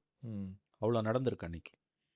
அதாவது வந்து அதை விட கீழே வந்து இவர்களால், குறிப்பாக திராவிட முன்னேற்ற கழகத்தால் போக முடியுமா என்பது நினச்சி கூட பார்க்க முடியாத அளவுக்கு ஒரு விஷயமா இருக்குது. ஏன்னா இது வந்து இதை ஃப்ளோட் பண்ணது யாருன்றதெல்லாம் திமுக சார்பாக இருக்கக்கூடிய, இன்றளவும் பேசி கொண்டிருக்கக்கூடிய சில பத்திரிகையாளர்களுடைய ட்வீட்ஸ் அண்ட் அவர்களுடைய செய்தி குறிப்புகள், அவர்கள் எழுதிய தலைப்புகள், இதிலேருந்தே நம்மளால் தெரிந்து கொள்ள முடியும். I don't want to name anybody. 4ஆம் தேதி ரிசல்ட் வருது. 5ஆம் தேதி ஒரு மாதிரி வந்து சிச்சுவேஷன் வந்து இவர் வந்து அவ்வளோ சீக்கிரம் ஃபார்ம் பண்ண முடியாதுன்றது தோணுது. 6ஆம் தேதியிலேருந்து இந்த விளையாட்டு ஆரம்பிக்குது. ராஜ்பவனில் போய் அவர் இவர் கவர்னரை 4-5 தடவை பார்த்தாரு. ஒரு 2வது தடவை பார்க்கும்போது இங்கே கூட்டணி கட்சி தலைவர்கள் அழைச்சி, ஸ்டாலின் அவர்கள் எடப்பாடியை சிஎம் ஆக்க போகிறோம், நீங்கள் ஆதரவு கொடுக்கணுன்றாங்க. தே வேர் ஃப்ளபகாஸ்டட். அப்போ தான் வந்து இது டேர்ன் அவுட் ஆக ஆரம்பிக்குது. அவங்க வெளியில் போகிறாங்க. பேப்பரில், ஹிண்டு பேப்பரில் அடுத்த நாள் வருது, அன்திங்கபிள் டிஎம்கே ஏடிஎம்கே கம்மிங் டுகெதர்னு, கோலப்பனோட ஸ்டோரி. அதுக்கு திமுக கிட்ட மறுப்பு எதுவும் இன்ன வரைக்கும் வரல. ஹிண்டுவில் அப்படி ஒரு ஸ்டோரி வந்திருக்குன்னா அது ஒரு கட்டுக்கதைன்னா, காலையில் ஸ்டோரி 6 மணிக்கு பேப்பர் வருதுன்னா 8 மணிக்கே ட்வீட் பண்ணியிருப்பாங்க, இல்லை 10 மணிக்காக ஸ்டேட்மெண்ட் வந்திருக்கும். அடுத்த நாள் முரசொலியில் எழுதியிருப்பாங்கல்ல. இது வந்து மகாவிஷ்ணு விலை போன பத்திரிகையாளர், மவுண்ட் ரோடு மகாவிஷ்ணுவோட விஷம விளையாட்டு, பார்ப்பன சதின்னு எழுதியிருப்பாங்கல்ல. எழுதவே இல்லை. அதுக்கு பிறகு உங்களுக்கு பார்த்தீங்கன்னா வந்து எம்ஏ பேபி பேசுகிறார். எம்ஏ பேபி இந்தியா டுடே கான்க்ளேவில் பேசிட்டு அதுக்கு அடுத்த நாள் மறுத்து பேசுகிறார். இதில் இவங்க அத்தனை பேர்லையும் எம்ஏ பேபி மாற்றி மாற்றி பேசினது வீரபாண்டியன், திரு சண்முகம், சண்முகம் அவர்கள். இந்த சிவி சண்முகம், ம். இவங்க எல்லாரையும் கூட நான் விட்டுறேன். ஒருத்தரோட கிரெடிபிலிட்டி மேலே எனக்கு அசைக்க முடியாத நம்பிக்கை இருக்குது. அது ஐஏஎம்எல் காதர் மொய்தீன். ம். ஏன்னா கடந்த ஒரு 40 ஆண்டுகளாக அவர் வந்து யாரை பற்றியும் புறம் பேசினது கிடையாது. திமுகவுக்கு எதிராக எவ்வளவோ இஷ்யூஸ் இருந்தப்பையும் திமுகவுக்கு எதிராக அவர் பேசினது கிடையாது. Moreover IUML as a party 48ல் ஆரம்பித்தாங்க, டிஎம்கே 49, 60 இயர்ஸ் ப்ளஸ் அவங்க டிஎம்கேவோட இருக்காங்க. ஒரு 4 வருஷம் 99, 2003 திமுக பிஜேபியோட கொஞ்சம் கொலாவும் போது மட்டும் அவங்க அந்த கூட்டணியில் இல்லை. மற்றபடி ரெய்னா ஷைன் அவங்க வந்து டிஎம்கே தான். நிறைய முஸ்லீம் பார்ட்டிஸ் ஜெயலலிதா, கருணாநிதினு மாறி மாறி பல்ட்டி அடிப்பாங்க. ஜம்ப் பண்ணி போவாங்க. ஹை ஜம்ப், லாங் ஜம்பில் ரெக்கார்டு பிரேக் பண்ண முஸ்லீம் பார்ட்டிஸ்லாம் இருக்குது. எதுக்காகன்றது நமக்கு தெரியும். ஆனால் இவங்க அத்தனை பேர் மத்தியிலையுமே கன்சிஸ்டண்ட்டாக இருக்கக்கூடிய ஒரே பார்ட்டி ஐயுஎம்எல். அந்த லீடரை வந்து அவர் வந்து தொடர்ந்து பேசுகிறார். அதுவும் சமீபத்தில் அவர் கொடுத்த ஒரு பேட்டி, ஒரு மனுஷன் பேசும்போதே அது உள்ளே இருந்து பேசுகிறானா இல்லை பொய்யான்றது நமக்கு தெரிஞ்சிடும். அவர் ரொம்ப சிம்பிள் வேர்ட்ஸில் சொல்கிறார். முதல் நாள் ஸ்டாலின் கூப்பிட்டாரு, எடப்பாடியை சிஎம்மாக்க போகிறோம், நீங்கள் ஆதரிக்கணும்னாரு. அடுத்த நாள் அதே ஸ்டாலின் கூப்பிட்டாரு, திரும்ப அவசியமாக போகிறோம், நீங்கள் ஆதரிக்கணும்னாரு. விஜய் முதலமைச்சர் ஆவதை எப்படியாவது தடுத்து விட வேண்டும் என்று திராவிட முன்னேற்றக் கழகம் விரும்பியது. உங்களுக்கு ஞாபகம் இருக்கும், ஒரு இரவு, புதன்கிழமை இரவு நினைக்கிறேன், 6ஆம் தேதி கவர்னர் வந்து ஒரு பேட்டி தந்தி டிவி கொடுக்குறாரு. ஏன்னா இவர் போய் வந்து இவர் பண்ண தப்பு விஜய் 107ஓட போய் தனியாக கேட்டிருந்தா அவன் கூப்பிட்டுருப்பான். 107 + 5 108 + 5 113, 107 + 5 112 118 இருந்தால் தான் கூப்பிட முடியும் அலைன்ஸ்னா. தனியானா 107னா கூப்பிட்டு தான் ஆகணும். That was a strategic blender. அதை சொல்லிட்டு which was governor was right. அடுத்தவர் என்ன சொன்னார் கவர்னர், தட்ஸ் அ கேட்ச். 118 யார் கூப்பிட்டு வந்தாலும் நான் ஆட்சி அமைக்க அழைப்பேன், திமுக அண்ணா திமுக சேர்ந்து வந்தாலும் நான் அழைப்பேனார். அது சொல்ல நீ யார், உன் வேலையா அது? அதுதான் மெசேஜ். ஏன்னா அது அந்த முயற்சி டெல்லியிலேருந்து it was a BJP backed move. அதனால தான் left was flabbergasted, they were shell shocked. இது பிஜேபி ப்ளாய் பண்ணுறாங்க அப்படின்னு தெரிஞ்சு தான் வந்து எம்ஏபிபி பேசினார். அடுத்த நாள் பல்ட்டி அடிச்சார். பட் அவங்க உஷாராயிட்டாங்க, இந்த விளையாட்டுக்குள்ளே போகக்கூடாதுன்றது தான். அதுக்கு பிறகு வெள்ளிக்கிழமை தேவர் ரேலிங் அரவுண்ட் விஜய். அதை பொது வெளியில் போட்டு உடச்சி விட்டது தான் வந்து பல அலைன்ஸ் பார்ட்னர்ஸ். இன்னைக்கு டிஎம்கேக்கு இந்த சிக்கல் வந்திருக்கிறதுக்கு காரணம், ஏடிஎம்கே துண்டு துண்டா உடையறதுக்கு காரணம் அதுதான். எடப்பாடியை சிஎம் ஆக்கிறதுக்கு திமுக மேற்கொண்ட அந்த முயற்சி தான் இன்றைக்கு ஏற்பட்டிருக்கக்கூடிய அண்ணா திமுகவோட இந்த சூழலுக்கு, இந்த சிக்கலுக்கு காரணம். எம்எல்ஏக்கள் ஒவ்வொருவராக வெளியே போகின்றவர்கள் அதிமுக திமுக சேர்ந்து இபிஎஸ்ஸை முதலமைச்சர் ஆக்கலாம் அப்படின்ற அந்த முடிவை அவங்க எடுத்தாங்க. இது வந்து அதிமுகவுடைய கொள்கைக்கே விரோதமான ஒரு விஷயம் அப்படின்னு எல்லாரும் காரணம் காட்டிட்டு போறாங்க. அது வந்து அதை நியாயப்படுத்தி சில வாயெல்லாம் இன்னைக்கு பேசுது நம்ம ஜேர்னலிஸ்ட். என்ன தப்புன்றாங்க? ஒன்றுமே சொல்ல வேணாம், பதிலே சொல்ல வேணாம், மக்கள் முடிவு பண்ணிட்டோம். நான் என்ன சொன்னேன், சில பேருக்கெல்லாம் பதில் சொல்ல முடியாது. ஏன்னா பதில் சொன்னீங்கன்னா தான் பெர்னாட் ஷா சொன்ன மாதிரி தான், முட்டாளோட இன்னைக்கு ஆர்கியூ பண்ணாத, பார்க்குறவனு யார் முட்டாள்னு தெரியாதுன்னு. அது மாதிரி நீ அயோக்கியனோடையும் ஆர்கியூ பண்ண முடியாது, யார் அயோக்கியன்னு தெரியாது. என்ன ஒரு குறைஞ்சபட்ச அறிவு நேர்மை இருக்கவனோட நீங்கள் வந்து பேசலாம், குறைஞ்சபட்ச அறிவு நேர்மை இல்லாதவனோட எப்படி பேச முடியும்? இது என்ன தப்புன்னு கேட்குறோன்னு எதில் சேர்த்துப்பீங்க நீ? ஸோ அங்கே வருது. விஷூஸ் வெரி சிம்பிள் ஷபீர். அதாவது முடிவை இன்னைக்கும் ஜீரணிக்க முடியல, எப்படியாவது தடுத்துடணும். அதாவது அவர் சிஎம் ஆகிறத பை ஹுக் ஆர் க்ரூக்.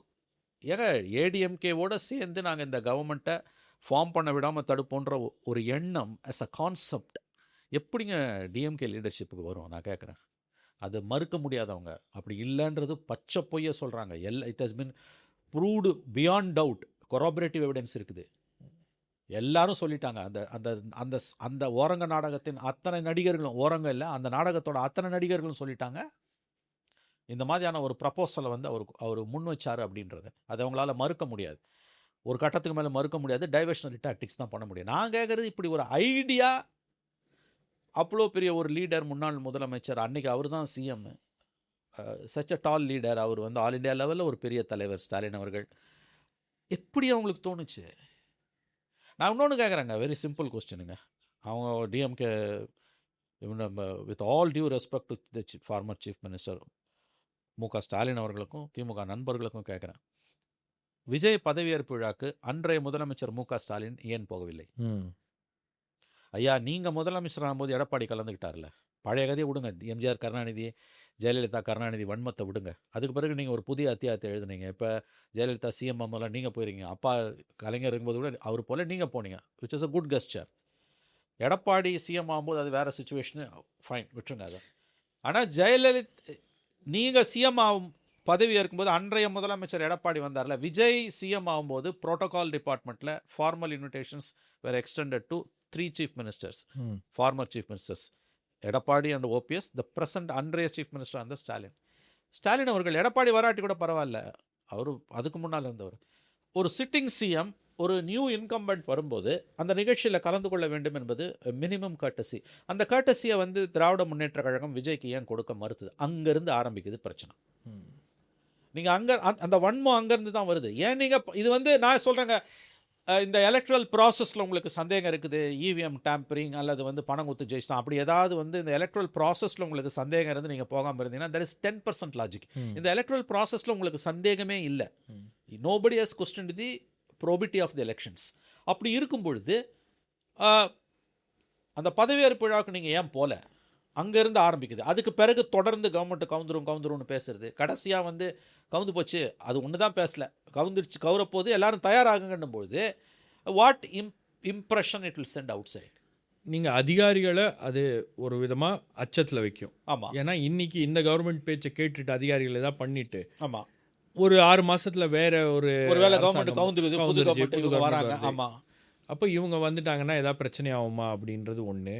ரெண்டாவது, உங்களுக்கு வந்து உள்ளே இருக்கக்கூடிய எம்எல்ஏக்கள் வெளியே போயிடக்கூடாது, எஸ், அந்த அச்சமும் இருக்கு. ஆமாம். இப்போ அதிமுகவிலேருந்து நீங்கள் விஜயபாஸ்கர் மாதிரி ஒரு ஆள் வந்து ஒரு எம்எல்ஏ ஒரு தலைவர் வெளியே போகிறாரு அப்படின்னா நீங்கள் ஒரு அதிமுக தொண்டர் மனநிலையில் நீங்கள் யோசித்து பார்த்தீங்கன்னா, தொண்டர்களுடைய மனநிலையில் நீங்கள் அந்த ஏடிஎம்கே லீடர்ஷிப் சக்சஷனில் பார்த்தீங்கன்னா விஜயபாஸ்கருடைய பெயரும் அதில் இருக்கும். அடுத்த தலைமுறை அவர் தலைமை தாங்குவார் அப்படின்ற மாதிரி கூட அதை வந்து ப்ரொஜெக்ட் பண்ணுவாங்க சில பேர். அவரே கட்சி விட்டு போகிறாரு, எம்ஆர் விஜயபாஸ்கர் போன்றவர்கள்லாம் இப்போ இவங்களெல்லாம் வந்து கடந்த காலங்களில் திமுகக்குள்ளே வராங்க அப்படின்னா இவங்க சேர்த்துட்டு இருப்பாங்க. ஆனால் அந்த மாதிரி நபர்களே போகிறாங்க அப்படின்னும் போது ஏடிஎம்கேவுடைய நிலைமை ரொம்ப மோசமாக இருக்குது. இதே ஒரு விஷயம் திமுகவிலையும் நடந்துக்கூடாதுன்னு ஒரு விஷயம் உங்களுக்கு தெளிவுபடுத்துகிறேன். Let us be very clear. C Vijayabaskar போன்றவர்களை கட்சியில் சேர்த்தது விஜய் தவறு செஞ்சுருக்கக்கூடாது. Is done a mistake. In fact அவருடைய முதலமைச்சர் கரியரில் 54-55 நாட்கள் ஆகுது, 2 மாதம் முடியல. It was the first monumental blunder. முதல் மிகப்பெரிய தவறு. விஜய் அதை செஞ்சுருக்கக்கூடாது. ஏன்னா அவர் வெறும் கரப்ஷன் கேசஸை மட்டும் எதிர்கொள்கிறாருனா கூட ஒன் கேன் ஓவர்லுக். நிறைய பேர் கரப்ஷன் கேசஸ் எதிர்கொள்கிறாங்க, கன்விக்ஷன் ஆனால் தான் அளவு கொள்ளலாம். But is facing a drug related case. குட்கான்றது ட்ரக்கு. அண்டு இன்றைக்கி வந்து இந்தியா மட்டும் இல்லை, உலகமே வந்து சந்தித்து கொண்டிருக்கக்கூடிய மிகப்பெரிய பிரச்சனைகளில் ஒன்று போதைப்பொருள் பிரச்சனை. உலகம், இந்தியா, தமிழ்நாடு எல்லாமே. அதனால் வந்து சி விஜயபாஸ்கர் அந்த கேஸ் ஜட்ஜ்மெண்ட் வர வரைக்குமாவது வெயிட் பண்ணியிருந்துருக்கணும். குட்கா கேஸில் வந்து அக்யூஸ்டாக இருக்கக்கூடிய ஒருத்தரை, சிபிஐ சார்ஜ் ஷீட்டட் பர்சனை தன்னோட கட்சியில் விஜய் சேர்த்தது தவறு, அதில் எந்த சந்தேகமும் கிடையாது. One cannot digest or accept this, endorse this. இது வந்து விஜய் மேலே இருக்கக்கூடிய ஒரு மதிப்பை சீர்குலைக்கும் என்பது உண்மை. இதிலெல்லாம் எந்த மாற்று கருத்தும் இல்லை. யார் செஞ்சாலும் தப்பு தான். இப்படித்தான் ஒரு கவர்மெண்ட்டை நீங்கள் வந்து திஸ் சார்ட் ஆஃப் எலிமெண்ட்ஸை வச்சு நீங்கள் கவுக்கணும்னா நீங்கள் சர்வே ஆகணும்னா நீங்கள் கவுந்துட்டு போகிறதே நல்லது. அப்படி தான் நான் ஃபீல் பண்ணுறேன். இதில் வந்து இருக்கக்கூடிய அடுத்த ஸ்டேஜ் வந்து உங்களுக்கு வந்து எக்ஸோடஸ்.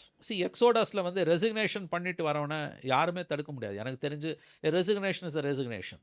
நீங்கள் வந்து 2/3 வரதை தான் நீங்கள் வந்து சிம்பிள் டேர்மில் ஹார்ஸ் ட்ரேடிங்னு சொல்ல முடியும். ஒருத்தன் ரிசைன் பண்ணுறான்னா நம்ம என்ன பண்ணுவோம்? ரிசைன் பண்ணாமல் கட்சியில் சேர்ந்தா இதே வா என்ன பேசணும்?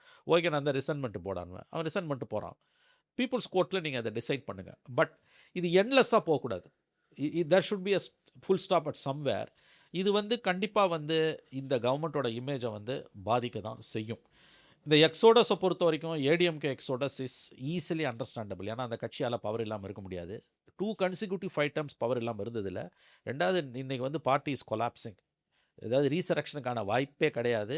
ஏன்னா எம்ஜிஆர் ஜெயலலிதாக்கு பிறகு அது முடிஞ்சு போச்சுன்றது இன்றைக்கி பட்டவர்த்தனமாக தெரியுது.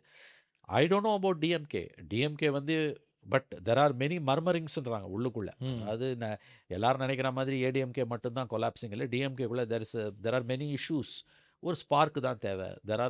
There will be some exodus. அது எந்த அளவு உண்மைன்னு தெரியாது. பட் இந்த ஆள் பிடிக்கிற வேலை, சேர்றது, உள்ளே போகிறது, வெளியில் வரதெல்லாம் வந்து அன்அக்செப்டபிள். இதில் எந்த விதமான மாற்று கருத்தும் கிடையாது. நான் இன்னொன்று பாயிண்ட் சொல்லுவேன் நான், விச் வாஸ் எனக்கு வந்து இது ரொம்ப உட்டோப்பியனாக இருக்கலாம். அதாவது 107 சீட் வந்து இல்லை. Actually it's a very good judgement.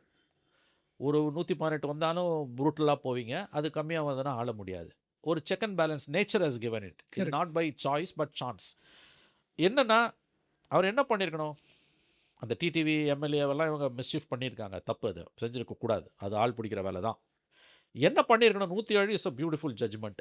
நாங்கள் அடுத்த ஒரு சீட்டும் ஜெயிக்க போகிறோம் 108 திருச்சியில். 108 வச்சுக்கிட்டு 10 சீட் எங்களுக்கு இல்லை, மெஜாரிட்டி இல்லை. இது என்னோட ஸ்கீம் ஆஃப் திங்ஸ், இது என்னோட பாலிசி, எங்களுடைய செயல் திட்டம் இது. இதை நாங்கள் செயல்படுத்த போகிறோம். யாராவது கவுக்கணும்னு நினச்சிங்கன்னா தாராளமாக நோ கான்ஃபிடன்ஸ் மோஷனை கொண்டு வாங்க. நாங்கள் ஆள் பிடிக்க மாட்டோம். நான் கவுந்துட்டு போகிறேன், தாராளமாக கவுந்துட்டு போகிறேன். நீங்கள் ரூல் பண்ணுங்கள், நாங்கள் எதிர்க்கட்சியாக இருக்கோம், இல்லை மக்கள்கிட்ட போவோம். Let the people decide. அப்படின்னா நான் சொல்கிறேன், சத்தியமாக ஒரு 2 வருஷத்துக்காவது கவுக்குற தைரியம் இவங்க 2 பேருக்கும் வராது. ஏன்னா திமுக அண்ணா திமுக தான் ஒவ்வொரு எம்எல்ஏவும் 20 கோடி 30 கோடி செலவு பண்ணி ஜெயிச்சிருக்காங்க. செலவு ரொம்ப கம்மியாக செலவு பண்ணவங்க சில பேர் பண்ணியிருக்காங்க, மறுக்கல. தாவேக ஆட்கள் தான். கேண்டிடேட்டே யாருன்னு தெரியாமல் பல பேர் ஜெயிச்சிருக்கான், செலவே பண்ணாமலாம்.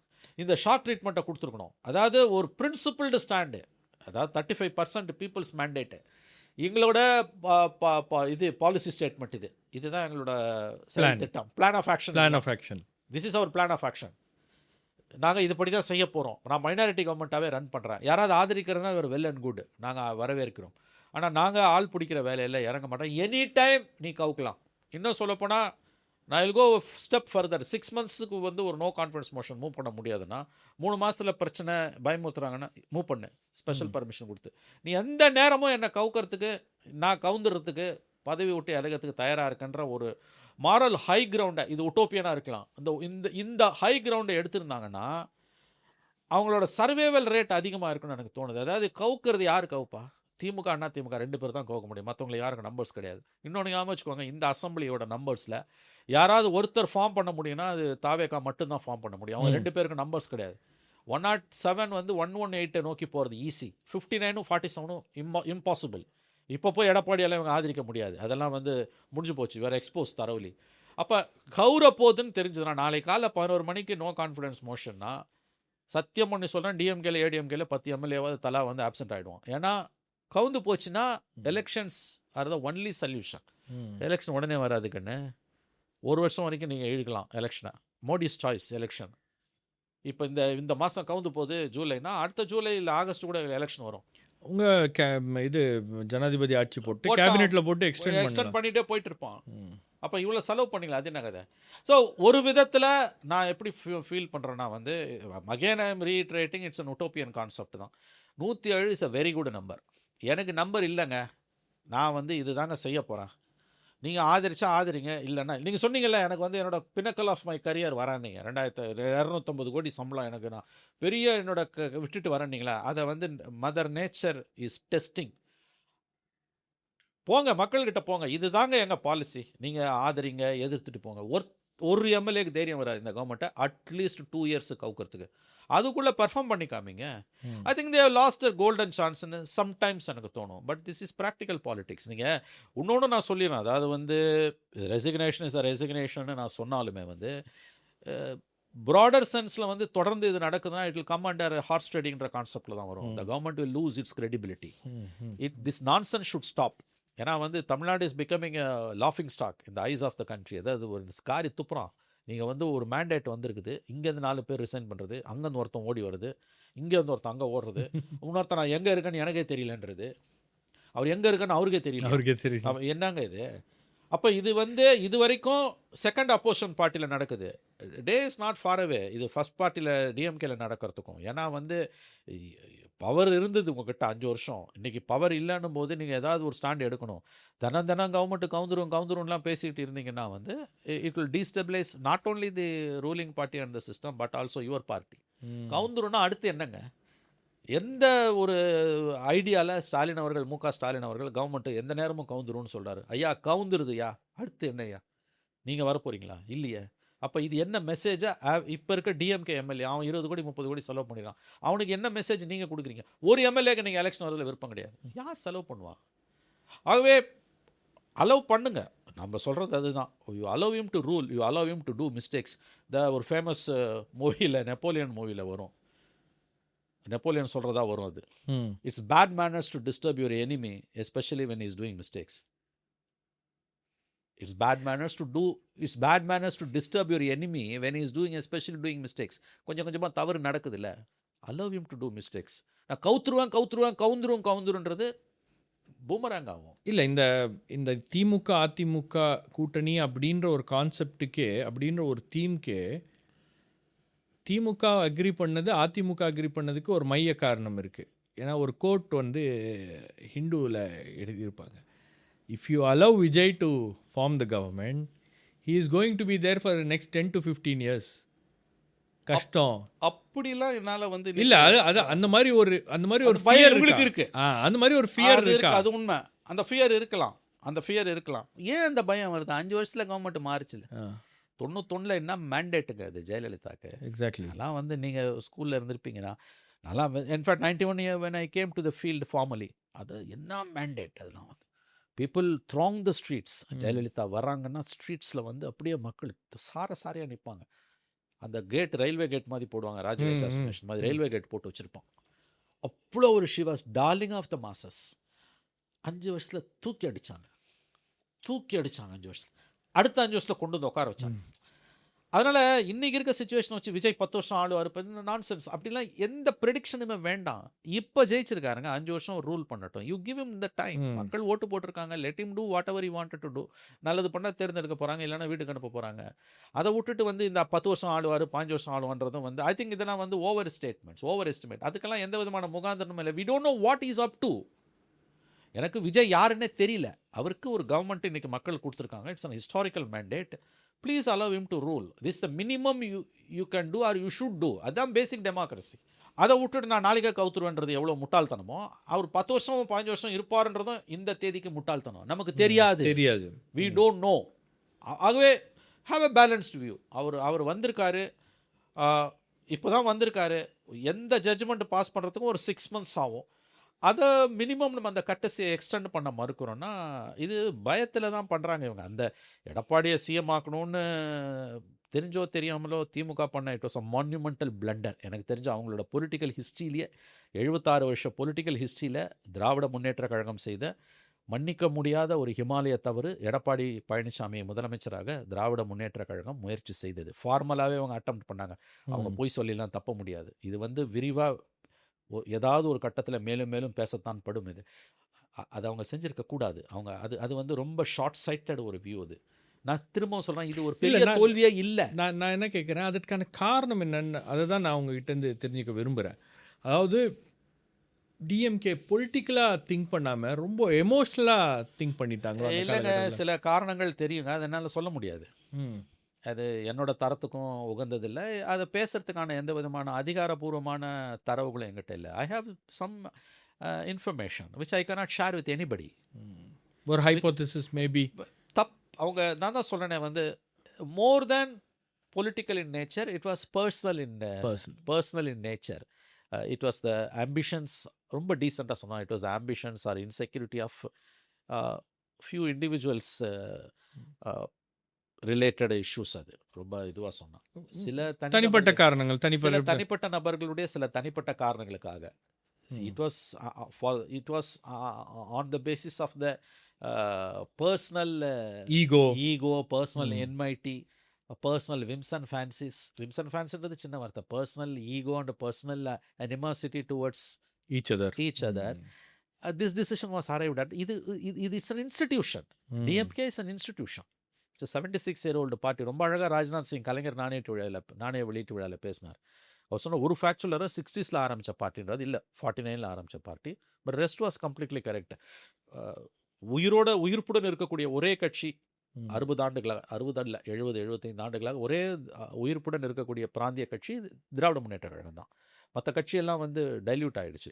Such a long history of 75-76 years, almost 8 decades. ஒரு இன்ஸ்டிடியூஷன் வந்து ஒரு இண்டிவிஜுவலோட ஹி மே பி பவர்ஃபுல்லாக இருக்கலாம். ஒரு இன்ஸ்டிடியூஷன் வந்து ஒரு இண்டிவிஜுவலோட விம்ஸ் அண்ட் ஃபேன்சிக்காக ஒரு பொலிட்டிக்கல் டிசிஷனை எடுக்க முடியாது. Precisely they attempted it. It was nothing but a harakiri, suicide. They attempted a suicide. Fortunately they escaped from that suicide attempt. தப்பிச்சிட்டாங்க. திமுக ஒரு தற்கொலை முயற்சி செய்தது. அதிர்ஷ்டவசமாக அதிலிருந்து அவர்கள் தப்பித்து கொண்டார்கள். அதுதான் எடப்பாடி பழனிசாமியை முதலமைச்சர் ஆக்கணுன்ற முடிவு. நான் அதை தான் உங்ககிட்ட திரும்ப கேட்குறேன். சச்ச experienced political party which is an institution இப்படி ஒரு முடிவை முதல்ல as a கான்செப்ட் உங்கள் புத்தியில் எப்படி வந்தது? அது ஒரே ஒரு காரணம் தான். திமுகல பலரும் அதை எதிர்த்திருக்கிறார்கள். அதுவும் நான் கேள்விப்பட்டேன். அதுக்கப்புறம் in fact I was told that Kanimozhi was dead against. இது எங்கிருந்து வருது என்ன ஏது அப்படின்னு தெரிஞ்சதுக்கப்புறம் எதிர்த்த பல பேர் அதை ஆதரித்தும் இருக்கிறார்கள்.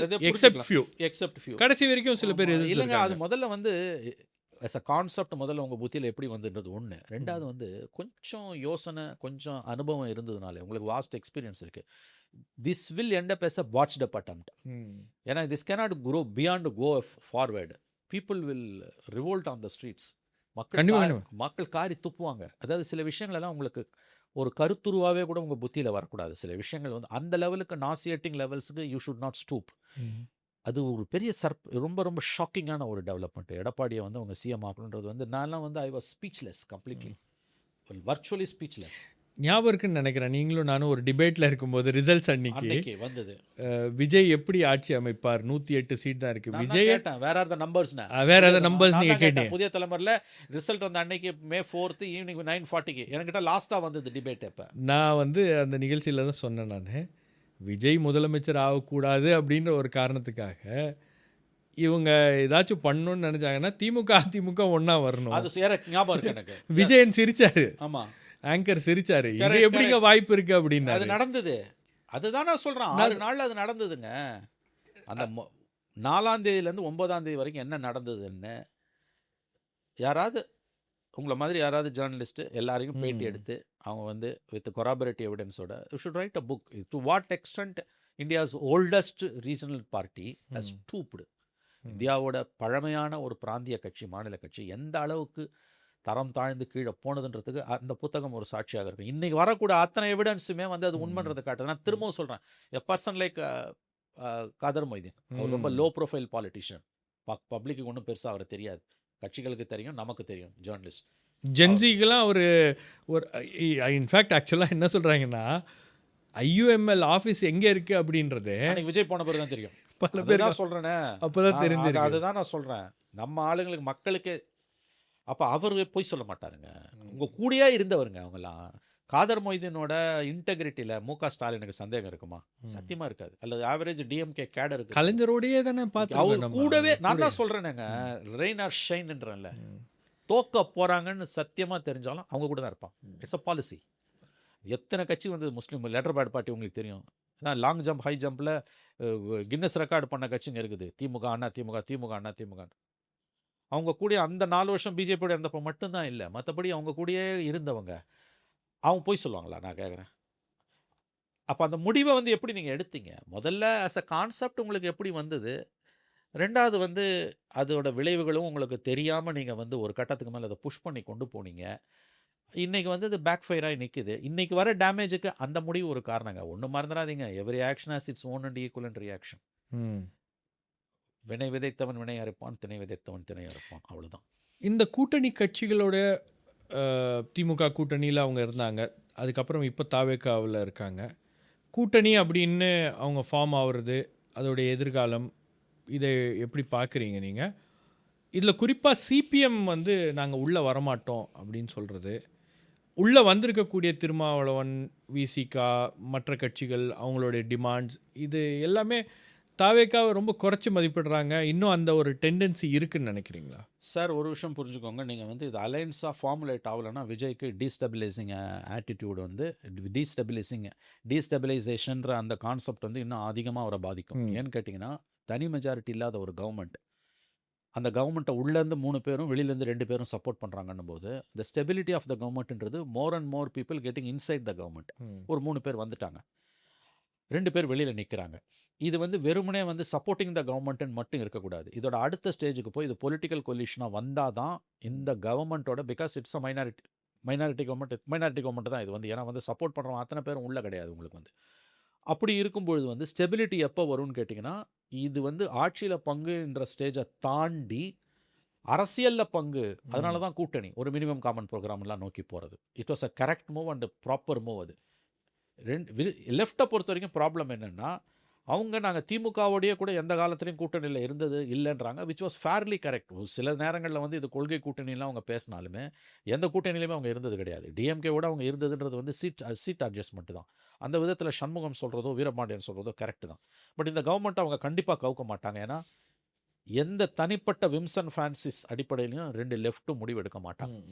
உங்களுக்கு தெரியும், ஏதாவது ஒரு டைசி சுச்சுவேஷனில் வந்து திமுக அண்ணா திமுகவில் ஒரு தீர்மானம் போடுவாங்க, இறுதி முடிவு எடுக்கும் அதிகாரத்தை தலைவருக்கு கொடுக்குறோம்னு. கலைஞர், ஜெயலலிதா, ஸ்டாலினுக்கெல்லாம், எடப்பாடிக்கெல்லாம் அந்த மாதிரி ஒரு தீர்மானத்தை சிபிஐ சிபிஎம்ல போட முடியாது. ஒரு சேர் வாங்கினா கூட வந்து அது மாநில குழு மாநில கை வச்ச சேரா கை வைக்காத சேரானா 9 பேர் வந்து கை வச்ச சேரு, சண்முகம் கை வைக்காத சேர்னா சண்முகம் சொல்கிறது யாருமே கேட்க மாட்டான். அதுதான் கதை அங்கே.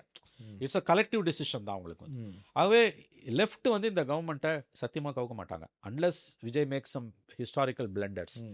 அதுக்கு வாய்ப்பு குறைவு. மற்றவங்களை பற்றி நீங்கள் பார்த்தீங்கன்னா ஒரு ஒரு ஒரு சந்தேகம் அல்லது வந்து சந்தேகன்றதை வர ஒரு ஒரு இன்ஸ்டெபிலிட்டி வந்து உங்களுக்கு அன்சர்டனிட்டி நீடிச்சுக்கிட்டு இருக்குது.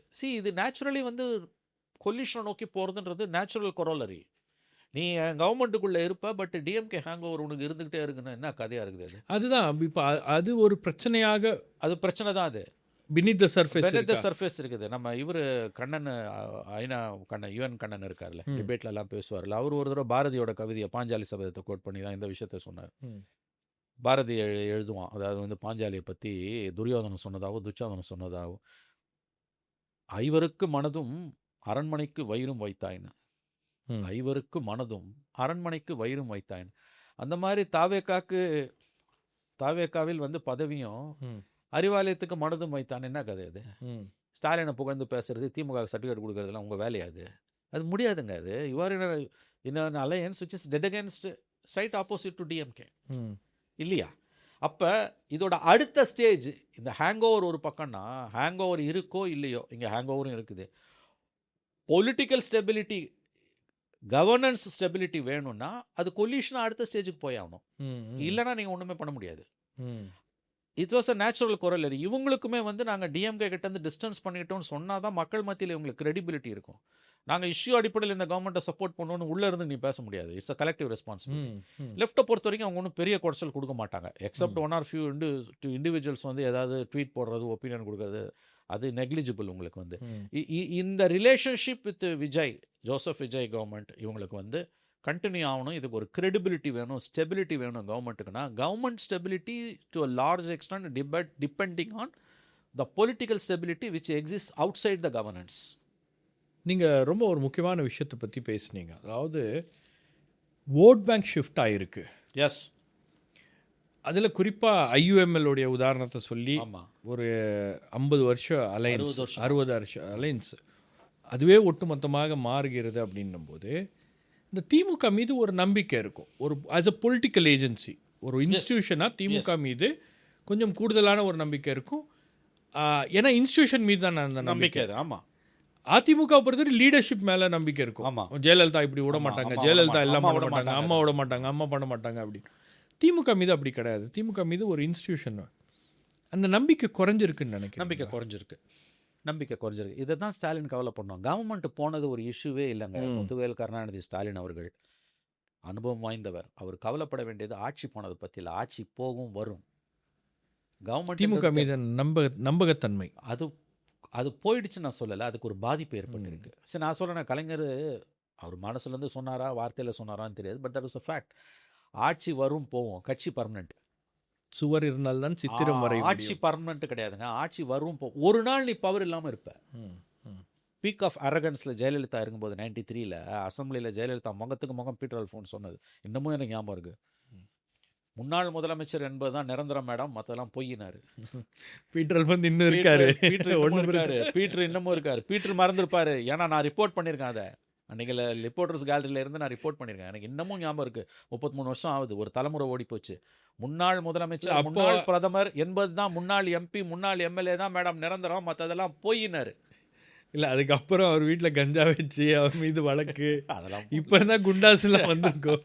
இல்லை, நான் எதுக்கு சொல்ல வரேன்னா, அவர் வந்து ஒரு எக்ஸ்பீரியன்ஸ்டு பாலிட்டிஷியன் ஸ்டாலின் அவர்கள். அவங்க வந்து அந்த நம்பகத்தன்மை குறையிறத ஒரு அலோவ் பண்ணதான் இந்த எலெக்ஷனில் அவங்க ஒன்றும் தோக்கலைங்க. 59 சீட்டுன்றது இட்ஸ் அ டீசென்ட் பர்ஃபார்மன்ஸ். 5 இயர்ஸ்க்கு ஒரு தடவை கவர்மெண்ட் மாறுறது திமுகவுக்கே நல்லது. இன்னைக்கு அண்ணா திமுக இந்த நிலைமைக்கு இருக்கிறது காரணம் 2 consecutive 5 terms. அதாவது வந்து திருத்த முடியாத தவறுகள் நிகழ்த்தப்படும், பார்ட்டி வந்து கொலாப்ஸ் ஆகும். அதான் நடந்திருக்கு அண்ணா திமுக. அது திமுகவுக்கு நடக்கக்கூடாதுன்னா இந்த தடவை தோத்தது உண்மையிலேயே அவங்களுக்கு நல்லது. உண்மையான திமுககாரன் இந்த தோல்வியை வரவேற்கிறான். தைரியமாக நான் சொல்கிறேன். உண்மையான திமுககாரனோட மனசாட்சிக்கு நான் அதை விட்டுடுறேன். நான் சொல்கிறது சத்தியம். தோத்தது நல்லதான் சார் அப்படின்றாங்க. ஏன்னா அவங்களுக்கு தெரியுது இந்த இன்னர் டைனமிக்ஸ் என்னன்னு. பட் கவர்மெண்ட் மட்டும் போயிருந்ததுன்னா பிரச்சனை இல்லைங்க. Now they are losing their party. அதாவது அன்வான்ட் திங்ஸ், தேவையில்லாத விஷயங்களை செய்ய முயற்சி பண்ணி இன்றைக்கி வந்து தேவையில்லாத சில ஆட்டிடியூட்ஸ் பார்ட்டியில் வளர்ந்துக்கிட்டு இருக்குது. இப்பையும் நான் சொல்கிறேங்க, ஒரு பவர்ஃபுல் அப்போசிஷன் வந்து டெமோக்ரஸிக்கு ரொம்ப நல்லது. எடப்பாடியோட மிகப்பெரிய என்ன, அவருக்கு வந்து ஒரு பவர்ஃபுல் அப்போசிஷன் இருந்தது. Stalin was in a way most luckiest chief minister. அப்போசிஷனே இல்லை அவருக்கு. பட் தோத்துட்டார். நம்மளே பேசியிருக்கோம். But தோத்துட்டார் our. மேபி அவருக்கு ஒரு பவர்ஃபுல் அப்போசிஷன் இருந்ததுன்னா தவறுகளை திருத்தி இந்த நம்பர்ஸ் இன்னும் கூட போயிருக்கலாம். They should have pushed. கொஞ்சம் கம்ப்ளசென்ட்டாக இருந்திருக்க மாட்டார். அவங்க தான் விமர்சனங்களே வரவேற்கலையாங்க. விமர்சனங்களை சப்ரஸ் பண்ணுறதுல தானே 5 வருஷம் ஸ்டாலின் கவர்மெண்ட் வந்து முழு கவனத்தையும் செலுத்துனாங்க. சின்ன சின்ன விஷயங்களில் கூட மூக்கணும் ஆயிடுச்சு. விமர்சனங்களை வரவேற்காதது மட்டும் இல்லை, பர்டிகுலர் டைப் ஆஃப் நேரேட்டிவ் தான் இருக்கணும்னு they put extraordinary efforts. thousands of crores spent to control the narrative and which is nothing but harakiri. They bought it on themselves. தலையில் மண்ணள்ளி யானை போட்டுக்கின மாதிரி 1000 கோடியை செலவு பண்ணி, ஆயிரக்கணக்கான கோடியை செலவு பண்ணி நெரேட்டிவை கண்ட்ரோல் பண்ணது மூலமாக தலையில் மண்ணள்ளி போட்டுக்கிட்டு இன்றைக்கி வந்து தோற்று போய் நிற்கிறாங்க. நீங்கள் உங்களுக்கு எதிராக இவ்வளோ எந்த கவர்மெண்ட்லையுமே நல்லது மட்டும் நடக்காது, கெட்டது நிறையா நடக்கும். ஒரு விஷயம் சொல்கிறேன், வந்த விமர்சனங்கள்லாம் அவர் காதுகளுக்கும் போயிருக்கிறது. அவரே சில விஷயங்களை பார்த்துருக்காரு. இப்போ உங்களுடைய வீடியோஸ்லாம் அவர் வந்து பார்ப்பார், ஷார்ட்ஸ் பார்ப்பார், இன்ஸ்டாவில் மேபி அதெல்லாம் வந்து அவர் கவனிச்சிருக்காரு, கேட்டும் இருக்கிறார். ஏன் இப்படி பேசுகிறாரு மிஸ்டர் மணி ஏன் இப்படி பேசுகிறாரு? அவர் கொஞ்சம் நம்மளை ரொம்ப விமர்சனம் பண்ணி பேசுகிறாரு, ஏன் பேசுகிறாரு அப்படின்னு பர்சனலாக ஏதாவது எடுத்துக்கிட்டாங்களா? கூட இருக்கிறவங்க வந்து சார் அட்டென்ஷன் சீக்கிங்காக பேசுகிறாங்க. ஐயோ, இப்போ நீங்கள் சரி நான் கூட இருக்கோம் சொல்கிறாங்க, கூட இருந்தால் என்ன சொல்லுவார்? கலைஞர் இருந்தால் ஏன் அப்படி பேசுகிறாரு, எதுக்கு பேசுகிறாரு, கூப்பிட்டு என்ன உன் பிரச்சனைன்னு விசாரிச்சு சொல்லுங்கன்னு. அவர் வந்து அட்டென்ஷன் சீக்கிங்காக பேசுகிறேன்னா, அட்டென்ஷன் சீக்கிங்கா, ரைட் ஓகே அப்படின்னு அதை கடந்து போகிறது டிஸ்மிசிவாக இருக்கு. அதிகாரி போய் தானே சொல்லுவான். கூட இருக்கிறவங்க அதிகாரிகள், கூட இருக்க மெயின் அதிகாரிகள் கட்சிக்காரன் உண்மையை சொன்னாங்க இருக்க முடியாது. உண்மையை சொல்கிறவங்க என்னைக்கு உங்கள் கூட இல்லையோ, அவரே நான் நேரில் பார்த்துருக்கேன், விமர்சனம் பண்ணுறவங்களுக்கு ஒரு சின்ன ஸ்பேஸ் இருக்கும். 93 94 வீரபாண்டி ஆரம்பங்கள்லாம் உங்களை மாதிரி கால் மேலே கால் போட்டு உட்காந்துட்டு இவர் கலைஞர் பேசுகிறாரு, அதெல்லாம் இல்லை. நான் சொல்கிறது நீங்கள் கேளுங்க தலைவர், இருங்க, அங்கே நிலைமை வேறு, உங்களுக்கு எல்லாம் போய் சொல்கிறானுங்க. அதே மாதிரி மாவட்ட தலைவர் தேர்தல் நடக்கும். இங்கேருந்து வழக்கம் போல் கலைஞர் ஒரு ஆள் அனுப்புவார், வழக்கம் போல் அவர் தோற்றுருவார். தோற்ற உடனே மறுபடியும் 2வது எலெக்ஷன் அனுப்புவாங்க, 2வது தடவை அவர் ஜெயிச்சிருவார். யார்? வீரபாண்டி. அந்த மாதிரி 2 தடவை இங்கேருந்து அறிவாலயத்தில் அனுப்பிச்சு 3வது தடவையும் அவர் ஜெயிச்சிட்டார் வீரபாண்டி. ஜெயிச்சோன்னே வந்து கலைஞர்கிட்ட ஆசீர்வாதம் வாங்கிட்டு கலைஞர் புறப்பட்டு போனோன்னா அவர் ஆதரவாளர்கள் வீரபாண்டியாரை தோளில் தூக்கிக்கிட்டு அறிவாலயத்தை சுற்றி வராங்க. அப்போ அதில் போட்ட கோஷத்தில் ஒரு அருமையான கோஷம், இது பல பேருக்கு புரியாது. மேபி இந்த விதத்தில் சில பேர் சொல்கிறாங்க இல்லையா, Tamil Nadu is a challenge to common சென்ஸ்ன்றது உண்மையாக இருக்கலாம். அதாவது அதில் ஒரு ஸ்லோகன் என்ன தெரியுமா? மாவட்ட தலைவராக மாவட்ட செயலாளராக அவங்க கட்சியில் மாவட்ட செயலாளர் தேர்தலில் தலைவரின் சூழ்ச்சியை மீறி வெற்றி பெற்ற வீரபாண்டியார் வாழ்க. இந்த கான்செப்ட் உனக்கு புரியுமா? நான் உங்க கூட தான் இருக்கேன், ஆனால் முன்னையும் மீறி இருக்கேன். மாவட்ட செயலாளர் தேர்தலில் எனக்கு மறக்கவே முடியாது, மாவட்ட செயலாளர் தேர்தலில் தலைவரின் சூழ்ச்சியை மீறி வெற்றி பெற்ற வீரபாண்டியார் வாழ்க. அதுதான் ஸ்ட்ரென்த். அந்த டிசன்ட் இருக்குல்ல, அதுக்கு ஒரு ஸ்பேஸ் இருந்தது, இப்போ அது இல்லை. இந்த டிசன்ட் தான் ஷபீர், எசன்ஸ் ஆஃப் டெமோக்ரஸி. அது வந்து ஷாக் அப்சர்வர், என்ன வேணால் பேசு, பட் ஒன்ஸ் டிசிஷன் எடுத்த பிறகு you have to follow in line. அதான காங்கிரஸ். நீங்கள் காங்கிரஸ் இவ்வளோ தூரம் தோற்ற பிறகு 140 வருஷம் உயிரோட ஏன் இருக்குது? எல்லாரும் காங்கிரஸை கிண்டல் பண்ணுவாங்க, திட்டுவானுங்க. தட் எசன்ஸ் ஆஃப் டெமோக்ரஸி, அந்த டிசன்ட் இருக்குல்ல, அது ஓரளவு கலைஞர் இருக்கும்போது இருந்தது. பார்ட்டி உயிர்ப்புடன் இருந்தால் சொன்னால, தலைவரின் சூழ்ச்சியை மீறி மாவட்ட செயலாளர் தேர்தலில் வெற்றி பெற்ற வீரபாண்டியார் வாழ்க. புரியாது. இந்த சீட்டு கொடுப்பாங்க இல்லையா தேர்தலில், அந்த விருப்ப மனு போட்டோடனே இது நடக்கும், இன்டர்வியூ நடக்கும் இல்லையா, கட்சியில் முடிவு பண்ணியிருக்காங்களா ஒரு ஃபேமிலியில் ஒருத்தருக்கு தான் சீட்டு அப்படின்னு வீரபாண்டியர் தானே சொல்லி, நம்ம குடும்பத்தில் எப்படி தலைவர் அவர் கேட்டிருக்காரு, நம்ம குடும்பத்தில் எப்படி தலைவர் தலைவர் கொடுத்தோல்லையா போயா. அதெல்லாம் வந்து அவரும் அலோவ் பண்ணாரு. அது அவருக்கும் தெரியுது. தெரியுது இல்லைங்க, அங்கே ஒரு ஸ்பேஸ் இருந்துச்சு. C was more an inclusive person. முதல் நாள் எவ்வளோ திட்டியிருப்போம், எழுதியிருப்போம், அடுத்த நாள் பார்க்கும்போது அந்த பழைய வன்மமோ இல்ல, நீங்க கேட்ட கேள்விக்கு பதில் சொல்லுவாரு. பதில் சொல்லுவார். அவர் எந்த கேள்வியும் தப்பிச்சு போனதில்லை. நீங்க கேட்ட கேள்விக்கு சீரியஸா பதில் சொல்லுவாரு. சீரியஸாக பதில் சொல்லுவார். அது அதோடைய கேள்வி அப்படின்றது வெளியே தெரியும். ஆமாம், அந்த கேள்விக்கு இவர் இவங்க இந்த என்ன- கேள்வி இவங்க ஏன் ஏன் கேக்குறாரு? கேட்கிறாரு, இதுக்கான அர்த்தம் என்ன அப்படின்னா, ரொம்ப நாளாக இதுக்கு ஒரு டீடைல்டு ஆன்சரை நான் கொடுக்கணும் அப்படின்னு சொல்லுவார். எனக்கு நல்லா ஞாபகம் இருக்கு. ஏஎன்ஐல இருக்கும்போது அந்த 96-2011 பீரியடில் எனக்கு 2006 அண்ட் 11 அவ்வளோ இல்லை. 96-2001 நிறையா இப்போ இன்ட்ராக்ட் பண்ணும்போது அந்த ஜெயின் கமிஷன் ரிப்போர்ட்டு கவுத்தாங்க எல்லாம். அது வந்து இன்ஃபேக்ட் எனக்கு கொடுத்த பேட்டி தான் அது வந்து. அதாவது வந்து அந்த ஃபாரூக் அப்துல்லா வந்து இவங்க ஜெயின் கமிஷன் ரிப்போர்ட் வந்தோன்னா ஒரு மாதம் திமுக அமைச்சரவை வந்து வெளியேறட்டும், நம்ம விசாரணை பண்ணி திமுக எந்த சம்மந்தமும் இல்லை, ராஜீவ் போடலைன்னா மறுபடியும் அமைச்சரவையில் வந்து சேர்ந்துக்கிட்டோம். அவர் லஞ்சுக்கு போகும்போது காரில் அம்பாசிடர் கார் மேலே அப்படி மயக்க போட்டு நான் தான் கேட்டேன், இப்படி சொல்லியிருக்காரு. 1 மணி நேரம் கூட அமைச்சரவையிலேருந்து விலகி இருக்க மாட்டோம்னாரு. கவுந்தது கவர்மெண்ட்டே. அப்போ அடுத்த நாள் போகும்போது திட்டினா, டே கவுத்து விட்டிங்களடா ஒரு கவர்மெண்ட் வேணும், கிட்டே சேர்க்காதரா மீடியாவில் வேணும். எந்த நேரத்துலையும் ஒரு மீடியாவை வந்து இக்னோர் பண்ணிட்டு போனதில்லை. அது மாதிரி வந்து சில நேரங்களில் சில கேள்விகள் கேட்கும்போது அங்கே கடிச்சிடுவார், திட்டி விட்டுருவார். பட்டு ஒரு நாள் பொறுத்தல சாயங்காலமே ராஜமாணியத்துலேருந்து ஃபோன் வரும், என்னையா கேட்டு போயிட்டீங்க, அது உண்மைதான் விசாரிச்சார், தகவல் சொல்ல சொன்னாருன்னு.